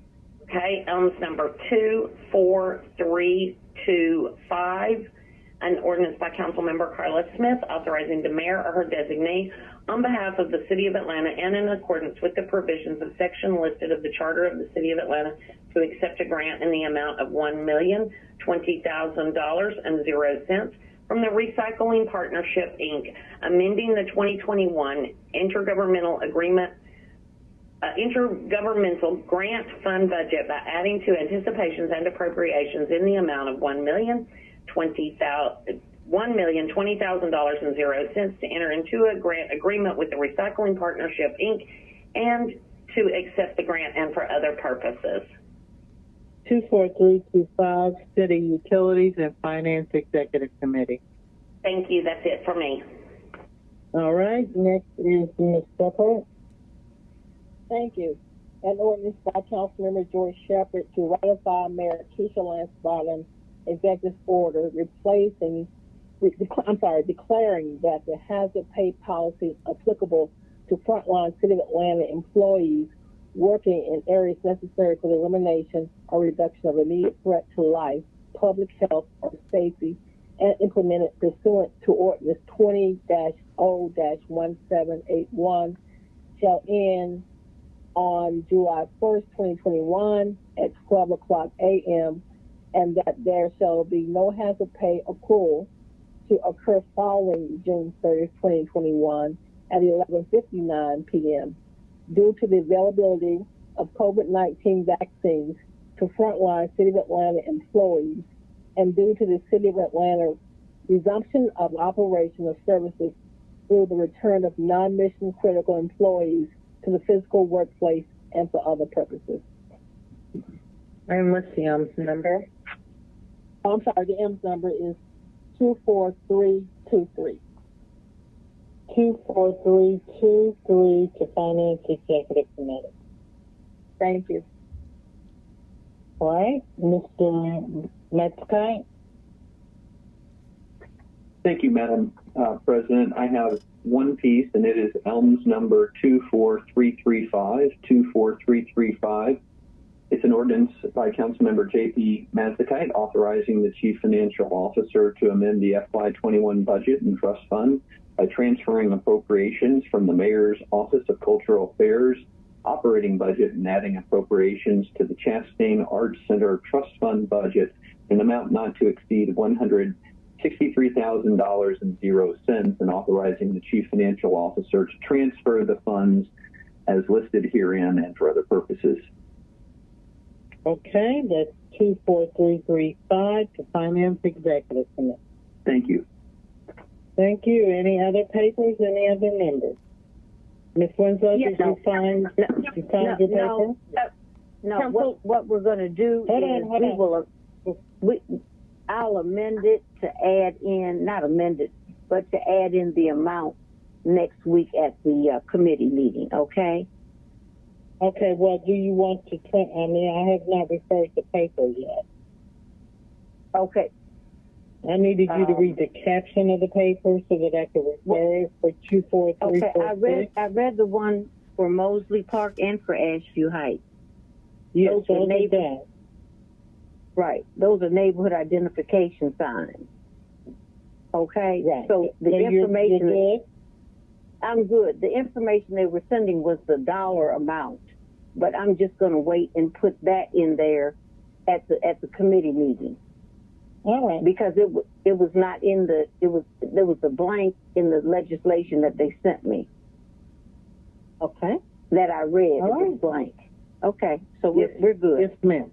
All right. Okay. Thank you so much. I appreciate that. Okay. You're welcome. Yeah. Ms. I had one last paper that didn't get sent to you that I'd like to read in, and they're working on an ELMS number now. But it is an ordinance by Councilmember Jennifer Ide, an ordinance establishing a moratorium on the acceptance of any business license applications or for any zoning or building permit applications for new parking structures and lots for parcels zoned NC4, Cheshire Bridge Road North Neighborhood Commercial District, or NC5, Cheshire Bridge Road South Neighborhood Commercial District, and for other purposes. And they are working on the ELMS number right now, and we'll get that to the clerk. Okay. I will send that to Finance Exec and Zoning Committee. Anyone else? Okay, now we're at general remarks. Any general remarks for the good of the order? All right, hearing none, Mr. Clark, the adjourning roll call, please. The time is now 4:41 p.m. Today's council meeting was held in accordance with OCGA 50-14-1 regarding open meetings. The adjourning roll call, Council President Felicia Moore. Present. Council members Michael Julian Bond. Here. Matt Westmoreland. Here. Andre Dickens. Present. Carla Smith. Here. Amir Faroki. Here. Antonio Brown. Here. Cleta Winslow. Present. Madeline Archibald. Here. Jennifer Ide. Here. Howard Shook. J.P. Mastakite. Here. Dustin Hillis. Here. Andrea Boone. Present. Marcy Collier Overstreet. Present. Joyce Shepard. Present. Thank you. Thank you. I entertain a motion to adjourn. So moved. Smith. Second. Motion by Smith, second by Bond to adjourn. Without objection, on unanimous consent of members present, we are hereby adjourned. Thank you for the meeting, everyone. Bye-bye.